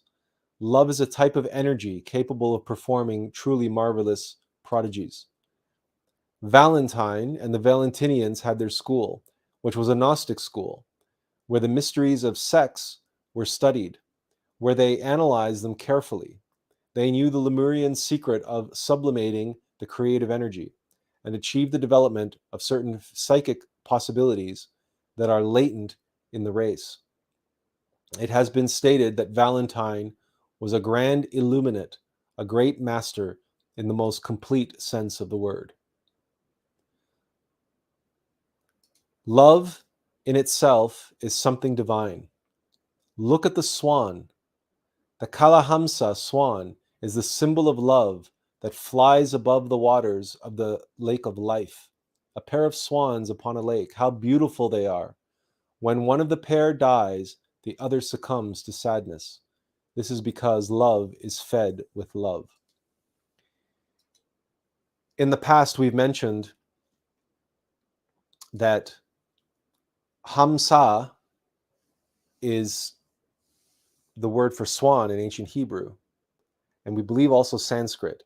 And the Hamsa pranayama, inhaling mentally Ham, and then exhaling Sa,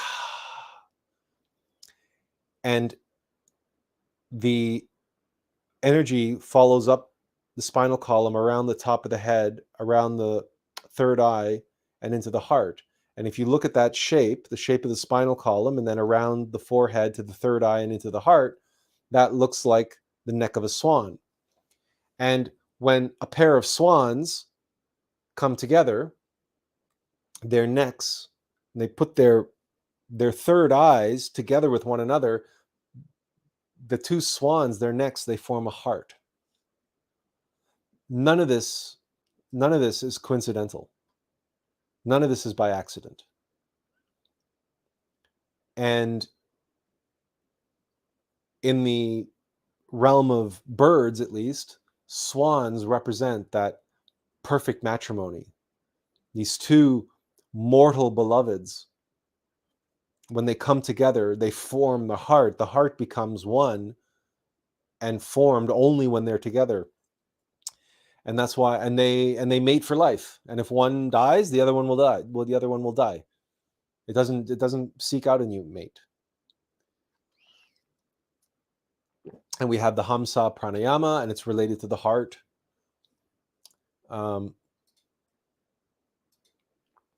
So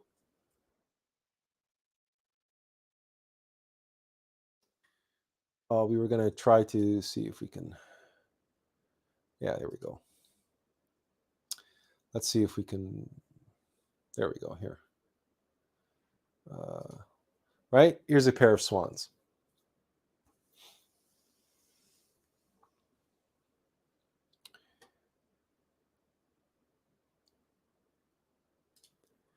So this Valentine's Day,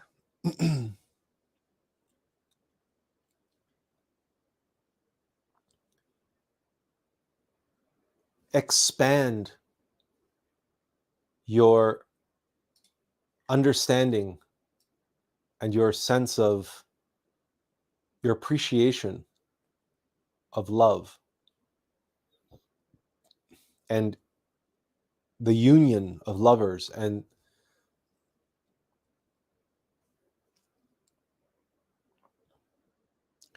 don't be so worried about the name of your innermost being. If it is revealed to you, it's revealed to you. Great. But even if it is revealed to you, it's not something to go around just, name dropping. We don't do that.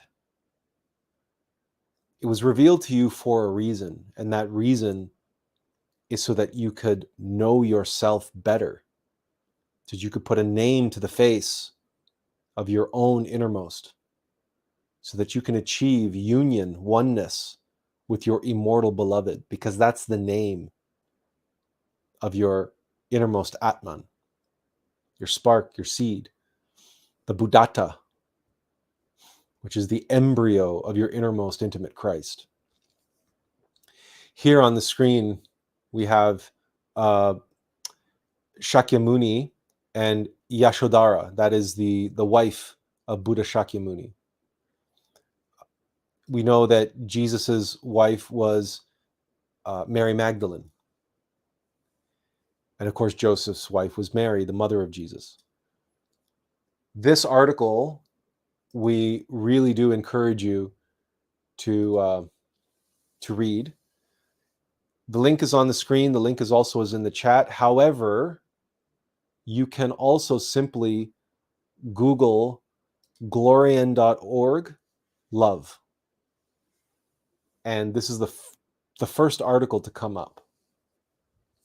And you will know the article because of its because of this image, which is at the top.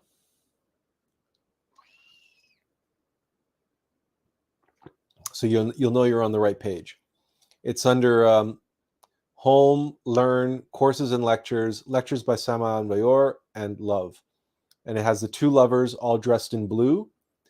Love Among the Ruins by Sir Edward Coley Burne-Jones. And then a little bit down the page, like very, very shortly afterwards, you get this image of Valentina. So you know you're on the right article if you've Googled glorian.org love, and you get to the article with the two blue lovers and then Valentine, Saint Valentine. This article is going to reveal so much, including what love between mortal beloveds, what life was like and what love was like in the time of Lemuria on the continent of Mu. But in addition to that, there's too much to try to sum up or explain or describe. We've shared with you the links. You know how to find it. This Valentine's Day, do yourself a favor. Do your innermost immortal beloved a favor. And if you are lucky enough, blessed enough to have a spouse, do your spouse a favor. Read this article. Read some poetry by Rumi. Meditate on the truth and nature of love. Meditate on the rose. Visualize the igneous rose, the burning rose in your heart. And if you are suffering because of severity, because of tough love, then meditate on that rose and make sure that you don't leave out the thorns. And the igneous rose, that burning rose in your heart, you know that Samael wrote a book called Igneous Rose. We took a quote from that book when we talked about selfish spirituality. And in that quotation, in that video, Master Samael in the quotation says that every initiation that's granted is a payment from the masters that is paid to the initiate for performing some great work or to performing some sacrifice for others. So, yes, Valentine's Day is all about intimate love. To know intimately, to have true faith, because to be faithful to your spouse means to know your spouse intimately at the exclusion of all others. That's what it means to be faithful. To be unfaithful is to sleep around. Is to sleep with whoever you want, whenever you want. And then you're no longer faithful to your spouse. Well, to be faithful to your immortal beloved means to know your true self intimately. That includes to know them by name, but it especially includes to be able to put a face to your immortal beloved, to have met them in the astral plane, to know them intimately, to know their thoughts, to know to know what they know.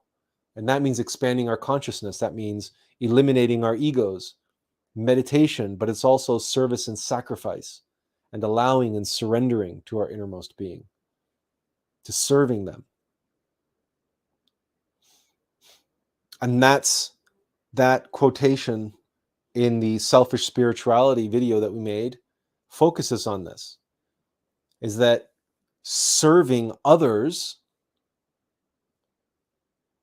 is the mortal equivalent of serving our innermost being. And we have an entire live stream on this topic called How to Serve and Who to Serve. And it's all dedicated to this aspect of love, filial love, or platonic love, just the love of humanity, the love of all beings, the longing to serve and sacrifice for the sake of others, for the sake of the end of suffering of all beings. That too is love. It's not intimate love, it's not romantic love, and it's certainly not the love that people focus on Valentine's Day. But it is love nonetheless. It comes from the same source. It is the very truth and nature of Christ.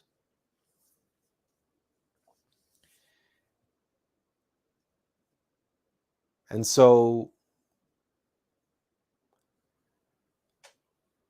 well, does anyone have any questions or comments? Or we forgot. Yeah, we forgot. We forgot to share the link for today's live stream, but it's certainly here. It's in the chat and it's right here on screen. If anyone wants to jump on, does anybody have any experiences of that you think maybe your innermost trying to reveal themselves to you by name? That would be interesting if you had something to contribute there. But if not, we'd be happy to take any questions or hear any comments.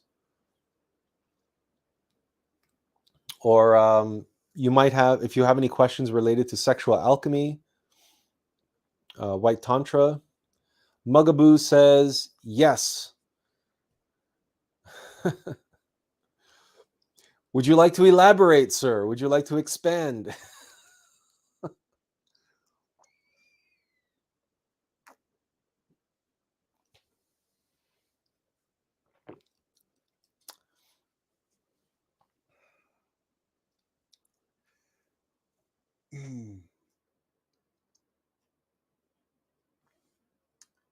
So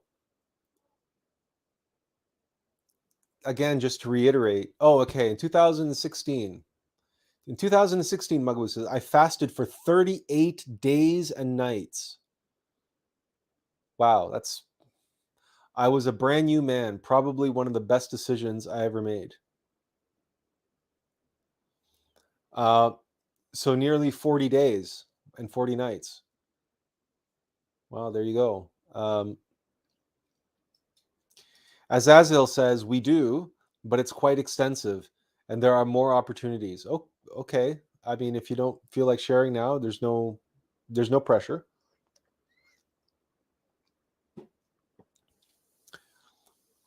Mugaboo adds, after the fast, a voice told me, from now on, you will be blank, not Mugaboo 22. The issue is I couldn't catch the name. Oh, you know what? That's interesting, but we'll say to you the same thing that we said to the other fellow about being, but to be. From this day forward, you will be. Your name will be not Mugaboo 22. The issue is I couldn't catch the name, and he says it sounded familiar to me, but I can't remember the name. If you are able to project into the astral plane, well, there's two things you could do.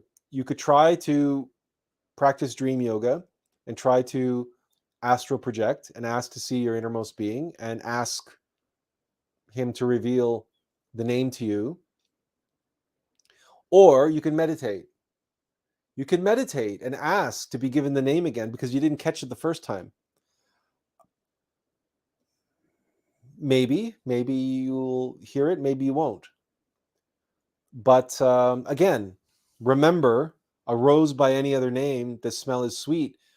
There are so many different names for the Christ. And your innermost Buddhata, the seed, the essence, right? Your innermost Atman, your innermost intimate Christ, that's in formation, is just like that rose. So it's just like the Christ. So in that sense, if you don't receive the name, or if you can't remember the name, or recall the name, or recover the name, it's not the end of the world. It really isn't. If and when it becomes important for you to know, it will be revealed to you one way or another, but you have to pay attention. As we said before, our name was revealed to us when we were 15 years old, but it really didn't become a thing and it until at least until our 30s. And we didn't really begin referring to ourselves directly as Atlas until we were 40. So that's quite a long time between one and the other. But as Azil says, yeah, there is nothing hidden that will not be revealed. Exactly. And so we only began referring to ourselves as Atlas once the second part, Alux, was also revealed to us.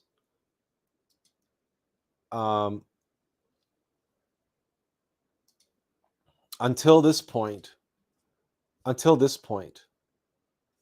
we were able to say, right?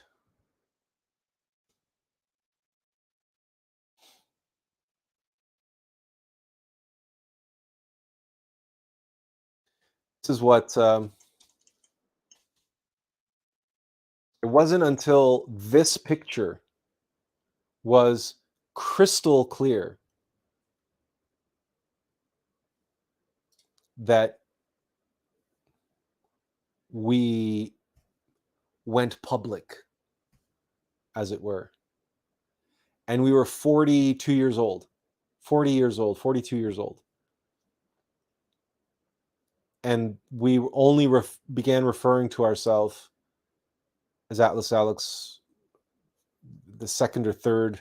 Well, when we started the blog, Atlas Info, and we were writing the articles, and clearly I wasn't the one writing the articles. We were writing the articles. And so it didn't make any sense to sign my name. I wasn't writing the article. I was at best a secretary. I was at best a stenographer. Attlas was writing the articles, and not just Attlas, but Atlas Alux was writing the articles. We were writing the articles. And it's exactly what Azazel says here. It's exactly like that. Speaking of, hello, sir. Yeah, hello. How are you?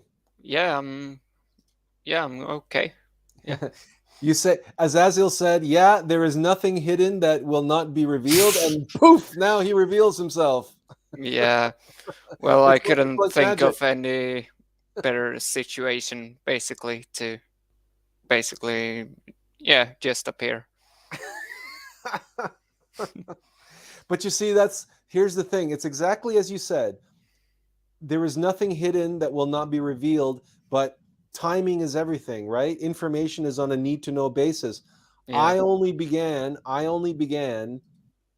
referring to myself as Atlas Alex when I was writing things and putting them public online for the world to see, and I couldn't sign my name to them. That would be wrong. That would be a lie. So I needed to sign some name to them. So guess what? The name, the second part, the whole name was finally revealed to me then at the moment that I needed it. And that was 25 years after I had learned the Atlas part. Yeah. Yeah, So we that's also just, get a strong feeling when it comes to that picture, because that picture was actually a part of our experience as well. Really, this one? Yeah. Oh. Our name was basically revealed in the astral plane. Well, part of the name was revealed in the astral plane, and then we had to meditate on that experience, so to speak. And yeah, it was a long process, but the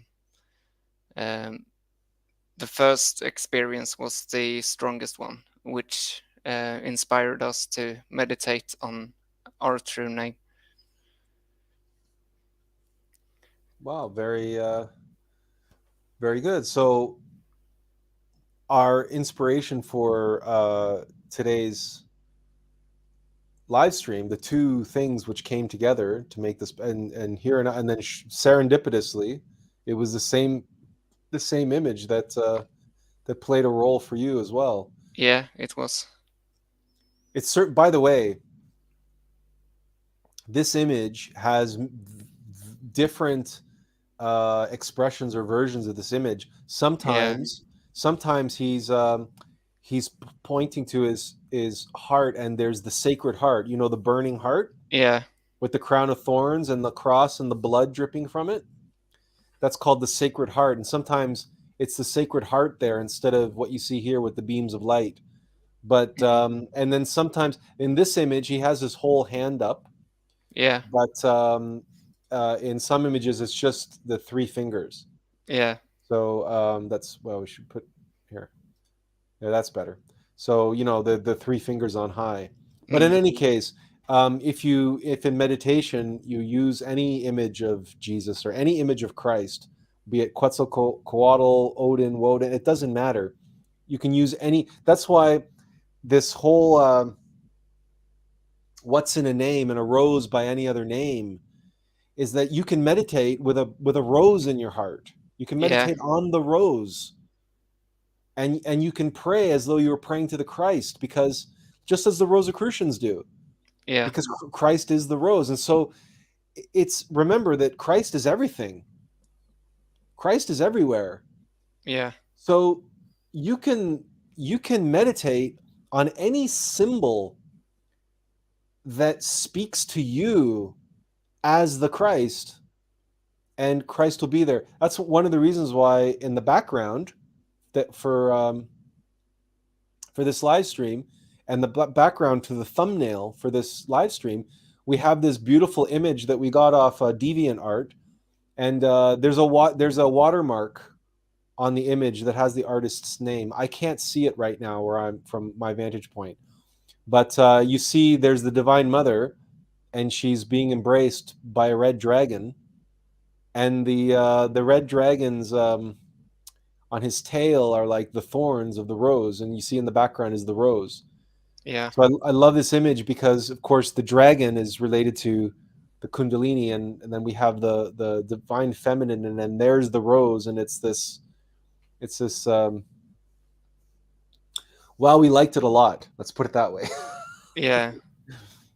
And again, it's in this context, we could meditate on that symbol of that woman and that dragon and that rose, and pray to it in meditation, and we would be communing with the Christ. Yeah. So, Well, so yeah. Well, in our experience, it was quite spontaneous, actually. We were in a church, just flying around as you do, and we flew towards the roof of the church, and there was a picture, like those church pictures, right? Like, yeah, whatever. like a painting or a fresco or something. Yeah, Yeah, on saints and all yeah, that, and yeah, yeah. apostles. Um, and we flew towards one of those pictures, and the name that was written under that picture was J. Thomas. And we flew closer and closer towards that picture. And once we hit that roof, we basically said to ourselves, just let her down. And then we flew slowly towards the ground. And then there was a priest at the altar, amongst a few other people who were in the church. And they said we had to kneel because something powerful was arriving. So I did so. And then we could feel that Igneous Rose basically from within. And yeah, it's an indescribable feeling, to say the least. To say the least. Yeah. Yeah. And somehow intuitively we felt like we had to find the source of that light, and we could feel that the light was coming from the left. And then what looked like Master Abermento stood there, like exactly in that picture. And he was standing like, let's see if we can get it in picture like this, and Yeah. smiling very, very much. And we were like, at that point when it first was revealed to us, we had a lot of resentment. So it took a lot of power just to, look up, because all that light was just so empowering. So it was very, very hard to, you couldn't stand up or anything. At most you could just like look up. And it was in those colors as well, like he was clothed in red and blue and white. And then after a while, he basically left the church, and we wanted to follow him, and we did follow him outside the church, but all there was just pure emptiness, just pure peace. And that was basically that experience. Wow, that I imagine that in his wake, he just left a trail of like the absolute. Yeah. Yeah. It was like he, everywhere he goes, he's surrounded by this aura of total nothingness, Yeah. of total, like you said, complete peace. And yet your description of the resplendent light, Yeah. and it's like it's just even the sight of it brings you to your knees. Well, that's certainly our experience of it. Yeah. That's, we experienced it in our, while we were in our mortal body, while we were wide awake. So we weren't even in the astral plane, and we experienced that light. That's why we crumple to the ground. Yeah. In the fetal position, right, quivering, because it's too, a mortal body that's not prepared for it can't handle it. No. So but no, that's thanks for sharing that. That's so it's just a good example of what's possible and what we can accomplish if we awaken in the astral plane. But again, it's like, I was not traveling in the astral plane when I was 15 years old, right? So if we pay attention and we are open and we allow to receive the signs, no matter where we are, in this dimension, in the fourth dimension, in the fifth dimension, no matter where we are, we should always be on the lookout, or just be aware constantly, remembering where we are, and remembering to have one eye in and one eye out. Yeah. Because we never know when the universe wants to send us some significant piece of information, or give us an experience that contains in it some profound learning, some profound teaching for us about ourselves, about our life, about our purpose, about the way forward, about anything really. Yeah. So no, that's good. This church that you were in, was it just in the astral plane, or did it have a terrestrial? No, it was just in the astral plane, as far as we know, at least. Oh, okay. And I mean, if we were to visit a church that looks exactly the same, then we would know immediately.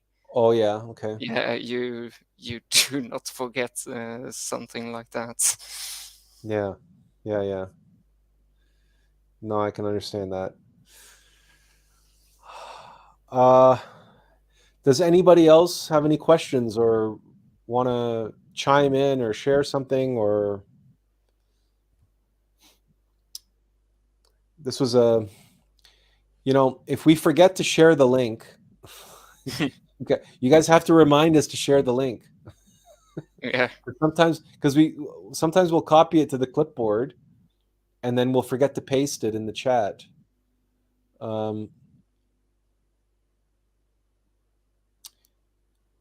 Yeah, so that was a little bit late in coming, but anyway, that's better late than never, so to speak. Yeah.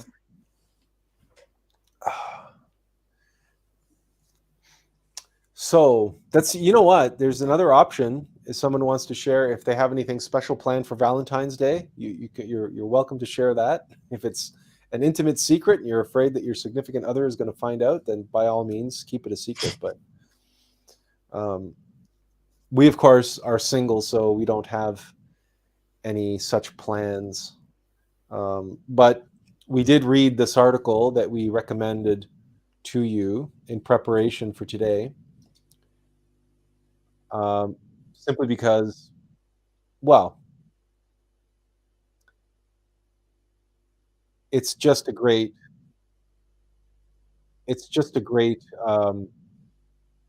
piece of writing on the nature of love, and it was given by Samael on Valentine's Day, so we made this article a part of our talk about Valentine's Day and about the immortal beloved, right? And so even if we're single, Valentine's Day can still be an opportunity for us in prayer and in meditation.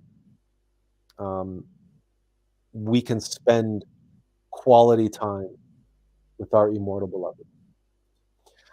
Erwin says, thanks.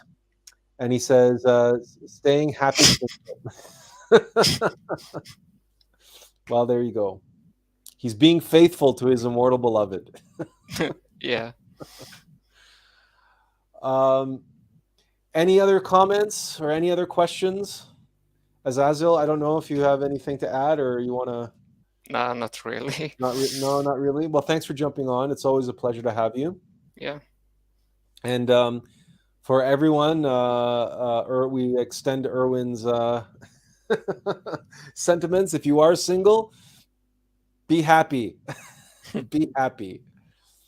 Don't get into a relationship unless you know that there's something with that individual. Don't get yourself tangled up with someone just for the sake of not being alone. That's not a reason. That's not a reason to be with someone, right? Learn to be happy alone and content alone, and then when you do meet the right person, you will have no pressure and no anxiety and no expectations. You'll be much more relaxed and much more open with them and much more allowing them to be who they are. And they will be much more allowing of you to be who you are, where you are. And if it's real love, if it's the right kind of love, it's what for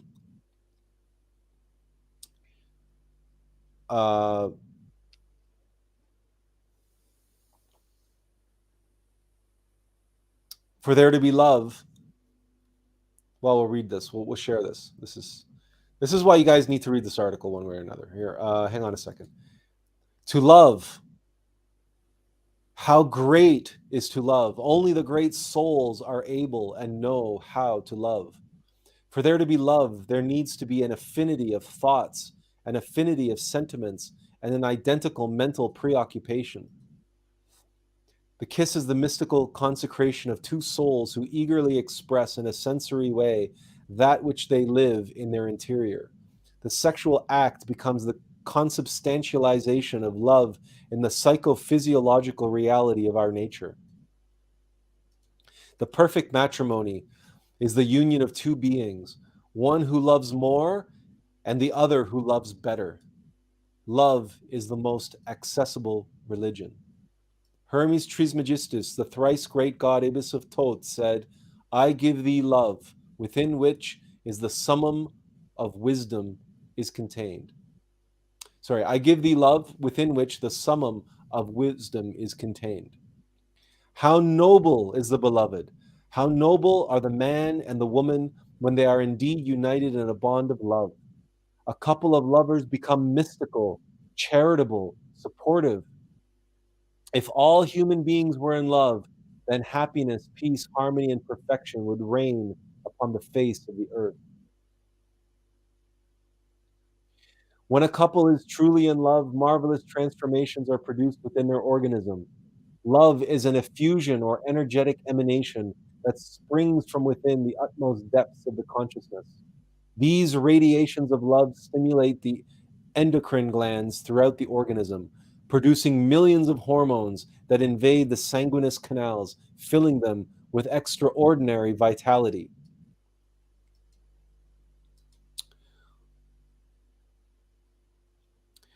To love, how great it is to love. Only the great, yeah, he repeats that. Only the great souls are able to know how to love.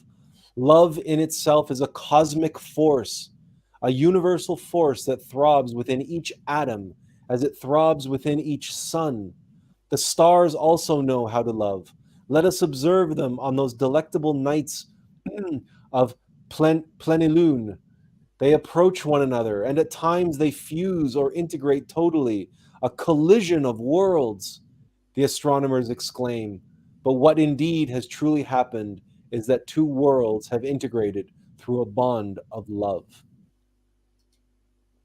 It's an extraordinary, very poetic expression, and what I love so much about it is that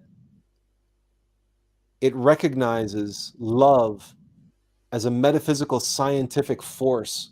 It is one which eludes all intellectual understanding. It eludes all comprehensive expression in language, and yet it is the driving force behind all of creation and all of reality itself. Why? Because it is the Christ. It is the Christic force. That is love. Love in action.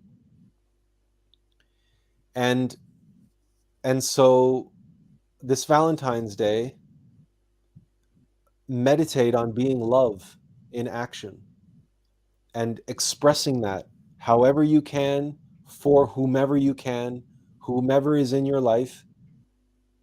And there you have it. Magabu asks, what are your thoughts on Mantak Chia, if you are familiar with him and his book, The Multi-Orgasmic Man? Basically, his teaching is man should regulate his ejaculations as he gets older. Ejaculate less and less until one stops ejaculation at the age of 50. Our thoughts on Mantak Chia and his book is to take his advice at a much, much, much younger age. There's no need for you to continue ejaculating. You can stop right now. It doesn't matter how old you are. And instead, practice pranayama. Because this is just, his advice here is just a version of Grey Tantra. And not having read the book, not having read, Erwin chimes in and he says agreed. Not having read the book, Magabu, we're assuming, because he's talking to men here, and he's talking about men regulating their ejaculation, we assume that he includes masturbation in those ejaculations, and masturbation is something that is harmful. Even though the doctors say it is beneficial, it's only because people don't practice pranayama, and they don't know how to circulate the sexual energy as a single person. Erwin Embro hits the nail on the head here when he describes white tantra as the way. Andrea Gambioli says, Mantak Chia separates orgasm from ejaculation. He does not talk against orgasm. He separates orgasm from ejaculation. I wonder how he does that. That's basically saying it's not the same. Like, orgasm doesn't necessarily have to lead to ejaculation, and ejaculation doesn't need to lead to an orgasm. Yes, except they are one and the same. Yeah, indeed. It doesn't matter. He says relaxing the pelvic floor so you can orgasm without the spasm.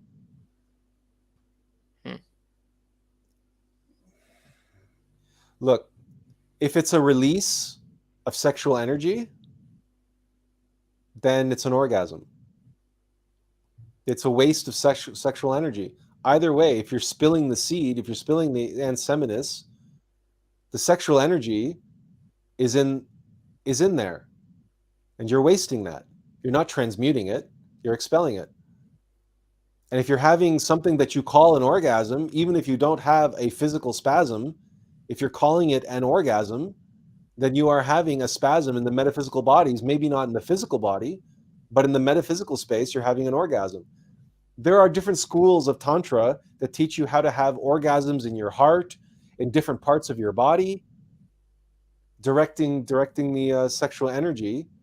But the thing is that some of these schools teach you how to have that experience, and they teach how to amplify the physical experience of the orgasm. Others, they diminish and they say, oh, no, it's you're having an internal orgasm, so the energy is flowing up and in through the orgasm. But that's the definition of orgasm, is loss of energy. It's the expelling, and it's the as it is released, it becomes negatively charged, it becomes inverted, and you are creating egos. Yeah, so Andrea agrees with me here. There are a million different practices of Black Tantra. There are a million different ways in which the Black Lodge has rationalized ways for people to fall into the trap, to fall for their cunning and subtle and ingenious mousetrap.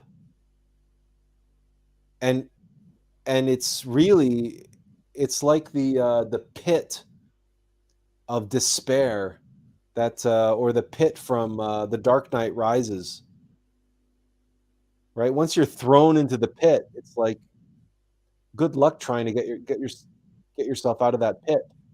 Once you start down that downward spiral of Black Tantra, especially if it's being sold to you as sacred spirituality. We cannot tell you the kinds of reactions that we get from people when we when they're talking about Tantra and they're talking about Black Tantra,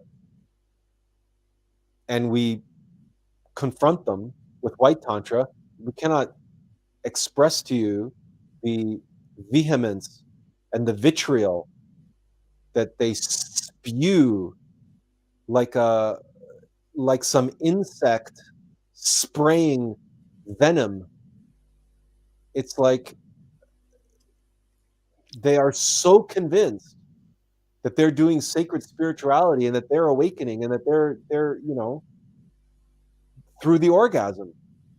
And you can't convince them otherwise, because they can't let go. They become so identified and so attached to whatever experience, to whatever feeling it is.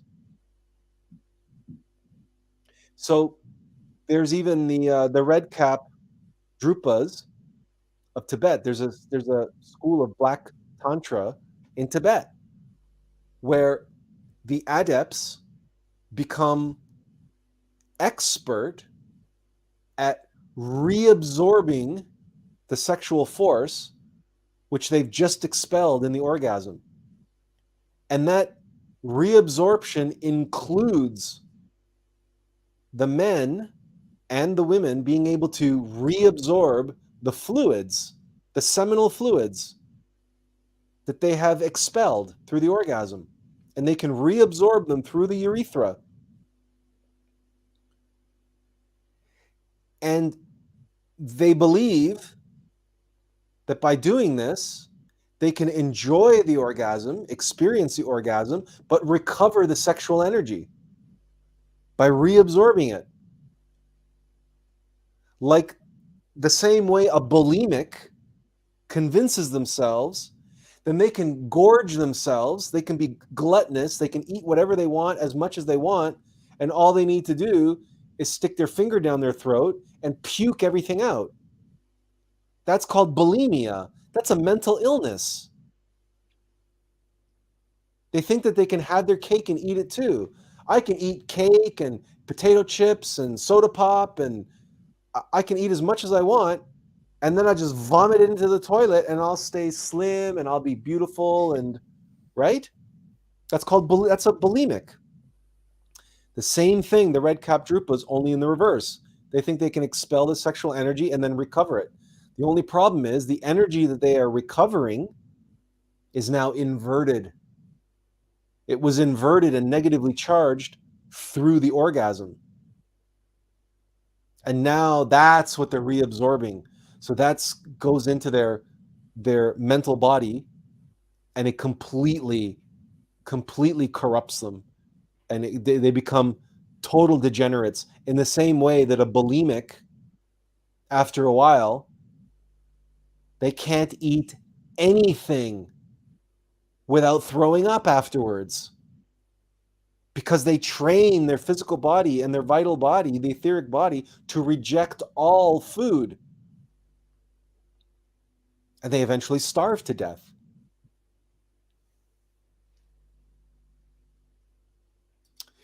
Dokia says, I still don't get it how that would work with women. Just physical curiosity here. Rupa is obvious black tantra. I think I read about this somewhere. You may have read it. Samael talks about it in, I can't remember what book he talks about it in. Maybe The Perfect Matrimony. Maybe, but don't quote me on that. How that would work with women, we don't pretend to be experts in Black Tantra. So, but rest assured, those who dedicate their life to the practice and the study of Black Tantra, well, look, all you have to do is go on the internet and see what things that people have done with and do with their bodies, including in the yoga field. Now, in yoga, hatha yoga, people can take their body and wrap their body up like a pretzel. They can compress their body down into tiny sizes. There's all sorts of things that people can do with the body when they're working with the etheric body and the energies, right? So it doesn't surprise me at all that they have their methodologies for doing what to you and I might seem strange and might be difficult to conceptualize. But to someone who has been doing this every day for the past 5 years, 10 years, 15, 20 years, and for a practice that's been handed down generation after generation after generation of this Black Tantric school that's hundreds, if not thousands of years old, well, rest assured, they have their methods. And those methods are surely kept secret just to them, just to the members of the cult. And one must prove oneself worthy to receive them. Because remember, the Black Lodge and the White Lodge are similar in many ways. They're similar in many ways. And one of the ways in which they're similar is that the highest teachings are generally revealed only to those who are deemed worthy to receive them. So, but yeah, I mean, I agree with you, Dokia. I personally can't fathom, men, making like a little elephant trunk out of them, and and sucking up like a straw. I mean, it's just, let's just leave it at that. With that, marvelously disturbing image. Any other questions or comments about anything? But especially on this question of love and practices of love, which Which, yeah, the red cap drupas, they it's not about love, obviously. It's not love. It's something, but it's not love.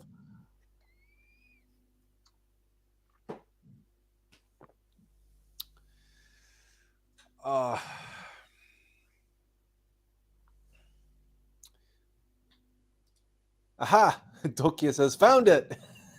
She's referenced in Dion Fortune's Psychic Self-Defense, Chapter 6. There you are. Okay. We've never read that book, so we know that Master Samael writes about it in one of his many books or lectures. We just can't tell you which one because there are so many, and for us it's all a blur. But certainly, well, now you know that Dion Fortune also wrote about them. So thanks for sharing that. She totally warns about this. Yeah. Yeah, Samael did too. Oh yeah. Yeah, he did not reveal exactly how they do it, even though obviously he himself knew. You it's a fine line when you're talking about this stuff, right? That's Yeah. why it was always in tradition. White Tantra was never really taught openly because you eventually get into topics like this and you inadvertently, by sharing this information to those who are unworthy of it, it is very, very easy to turn white Tantra into black Tantra. Yeah. I mean, let's call it what it is. Let's call a spade a spade. Yeah, duality, It's basically. it's and that's why I love the modern mythological analogy of the Jedi and the Sith, because the Jedi and the Sith, as exactly as Emperor Palpatine says, the Jedi and the Sith are the same in every way. They use the same force. They use the same weapons. They both follow a code. It's not the same code. They have their own code, but they follow a code. And they both have the master and apprentice relationship, right? The Jedi and Padawan relationship. The only difference is how they use that energy and who they use that energy for themselves or for others. And that's really what the difference between the White Lodge and the Black Lodge is. Who do they use the energy for? And how do they use that energy? In the right way or the inverted way? The upright way or the inverted way? The right way or the wrong way? To be or not to be? And that's what's being expressed in there in the Jedi and the Sith.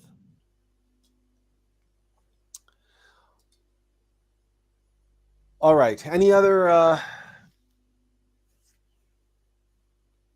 questions, comments, concerns, beefs? Not really. Any recipes for chocolate brownies, chocolate candy heart brownies for Valentine's Day? Anything at all? I wouldn't dare offering up chocolate. Roses perhaps, but not chocolate. Even though it's an amusing thought. No, I confess I have a bit of a sweet tooth, so I would take the chocolate over roses myself, but Yeah. but I don't know. But I would give roses to a woman before I would give them chocolate, unless she preferred chocolate too, which depending on the woman, right? It's Well, lots of women like their chocolate, so imagine doing that in the astral plane, like, can I offer you some chocolate? oh, to your divine mother. Yeah, my teacher said I should bring you a rose, but no, I brought you some Lindor chocolates instead.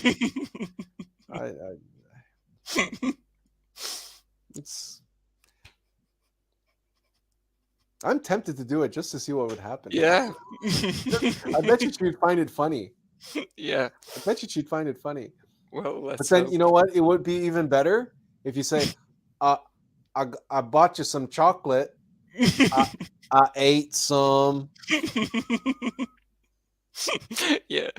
Ate some in advance and I then ate just some. Like Forrest Gump, right? Mm. Life is like a box of chocolates. I got you some chocolates. I ate some.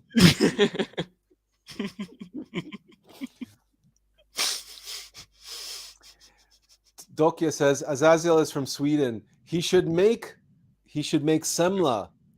Yeah, semla is like, well, it's hard to describe. It's basically like a bun in which you put cream and almond cream, and then you have some powdered sugar on top.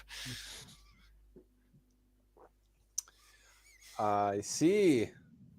Well, now you know that if Dokia ever comes to visit you, now you know what you have to make her because clearly she's a fan. Yeah. There's a yeah. You know what? There's lots of most cultures have some kind of a pastry that's stuffed with cream of some kind. Yeah. And So that you actually eat that kind of thing during February as well. So, oh really? Okay. yeah. Okay. Yeah, she says right here it has a day in Sweden. It's the 21st of February. Yeah. Semla Day. Is that the day everybody goes and they go out and they eat semla and coffee or whatever? Yeah, basically. She says, "Sorry, it was just kidding." No, now you no. It's too late, Dokia. I saw Azazel. He's already ordered 2 dozen semla in a box with a bow and a ribbon. It's coming to your house. You'll get it. You'll get it on Valentine's Day. Mugaboos 22 says, "What are your thoughts on breakaway civilization? The idea that in every civilization, before a huge catastrophe, people leave and create their own society that survives the cataclysm." Okay, there are two things about this that we can share. One is it depends. That there are two types of breakaway civilizations. The first one is the Ark. That's the Atlas project. That's the one of people who are breaking away in the right way with the right knowledge and the right tools and the right. In other words, they break away and they know how to live and they live by the principles of what will be the coming golden age. There are many, many, many more people and tribes and groups and whatever you want to call them, intentional communities and so on and so forth, that break away in the wrong way. They give themselves back to nature and they condemn themselves to devolution and to becoming more and more primal and animalistic and savage. And we write about this in our article, which we will share with you in a moment if we can bring it up. There it is. Okay, now cast. The storm is not on its way. The storm is already here. We write about this extensively because this article is all about the coming cataclysm and the preparation for that cataclysm. And what's covered in here is past cataclysms and what happens during the fall of civilization. Here we see evolution and devolution. And then, of course, there's this one graphic which we've shared with you many, many, many times. This one, how to divide and conquer humanity. And so you see, there's 3 pillars here. One pillar is this twisted vision of a technocratic socialist utopia. The second twisted vision is this new golden age of nature, pleasure, and ancestor worship via native and new age pseudo-spirituality. This is where people giving themselves back to nature. This is the sheep following the technocrats. And in the middle are the awakened seeds of humanity, which are very, very, very small in number, who will be actually preparing to form and create the new golden age. So this article describes a lot of what you're asking. And there's the link, is in the chat, and here it is on screen. So you're welcome to read that at your leisure. But you followed up your question here, so let's see if we can get some more details. For example, the Nazi scientists went into the Amazon and have their society there. Of course, this is a New Age teaching that I heard, and the person was saying, well, about the Yahtzees and what they did, they eventually all died out in South America and stuff. So, but that doesn't mean that remnants of past civilizations died out. They didn't, or that the Yahtzees didn't incorporate themselves into some of the primal savages that exist to this day. So Magabu added that that I heard, and the person was saying that these groups of people, though they live on Earth, they have risen above the third dimension, and we cannot see them with our eyes. They live on Earth, but a higher plane. No Yahtzee lives on the higher plane of existence. No, they don't. This is complete. Pardon the expression, Mugaboo, but that's complete bullshit. No Nazi can live in the supernal worlds. It's impossible. It's not possible. They are in hell if they are anywhere. They're in the infernal worlds. So that part of that story is not true. But the part of the story where remnants of once great civilizations give themselves back to nature and they become the savages of future humanities, that is true. And that's why we've said this before. That's why chimpanzees have 99% identical DNA with humans, is because they're former humans. They used to be humans. And a long time ago, their civilization crumbled and fell, and they gave themselves back to nature, and nature took them. And in a long, slow process of devolution, devolved them into the chimpanzees we see today. So that is a real phenomenon. And again, we write about it in the article that we shared with you. So you can get a lot more details about this process. And if you want it on a single visual, there it is. Well, there's this one, right? Here we show through hypnosis and ignorance and devolution to not being. Here we show the devolution of man into ape man and then ape. So while it is true that the great apes and man share a common ancestor, that common ancestor was not an ape. It was not a monkey. It was a man. And that's what the scientists don't understand, because the scientists don't understand devolution. They refuse to acknowledge that devolution is a real phenomenon, but it is, because if you have evolution, you have to have devolution.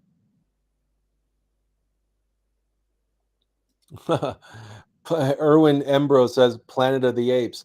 Yeah, except Planet of the Apes tells the story in reverse. Planet of the Apes suggests that apes can evolve into something more akin to humans, but that's not true. That's impossible.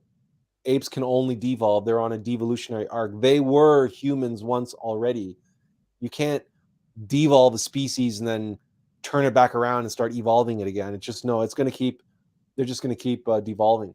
But the implication there is that as a piece of science fiction, it was kind of on the right track.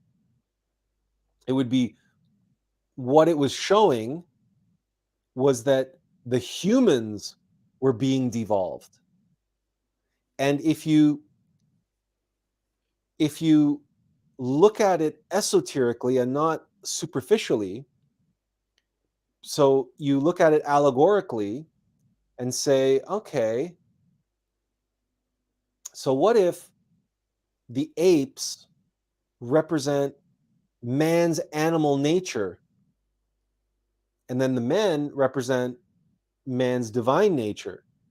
Then what the planet of the apes represents are the two halves of humanity at war with itself, and its ape-like nature dominating its divine nature. Because so as the apes, the rise of the planet of the apes,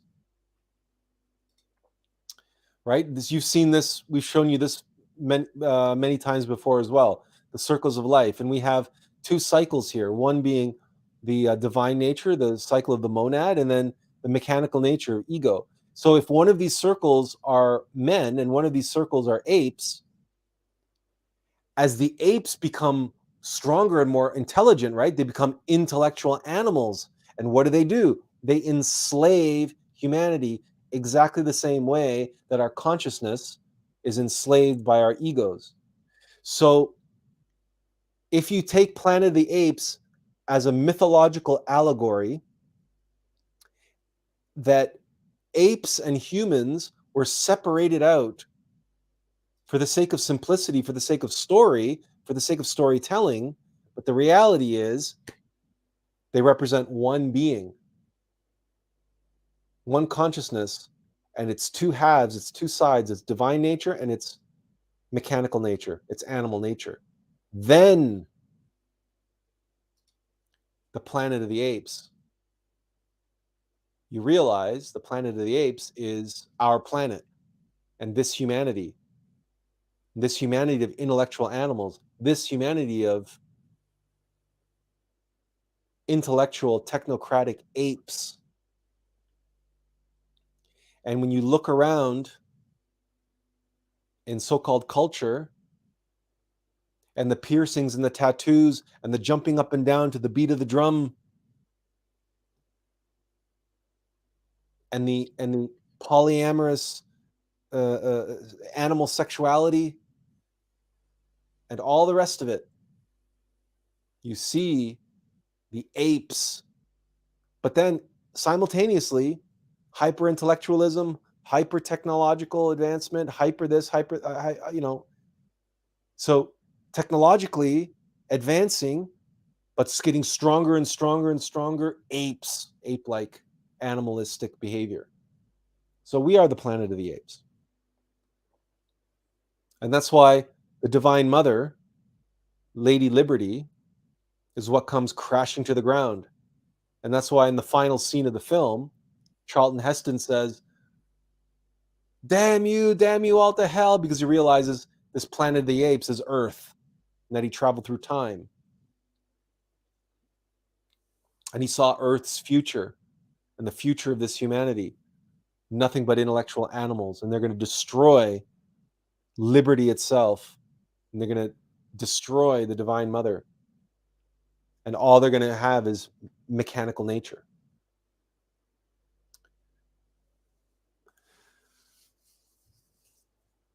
All right. Anything else? Any other questions or comments, concerns, anecdotes, jokes, recipes? Anybody want to share their own culture's cream-filled pastry for Valentine's Day?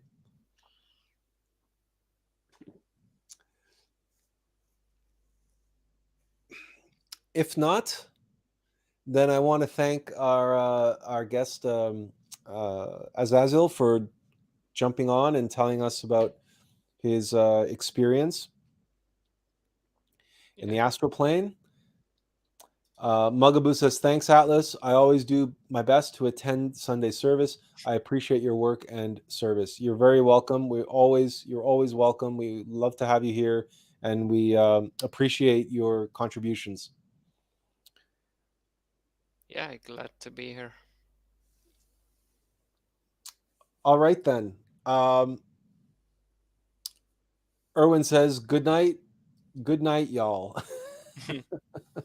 Yeah. Good night, y'all.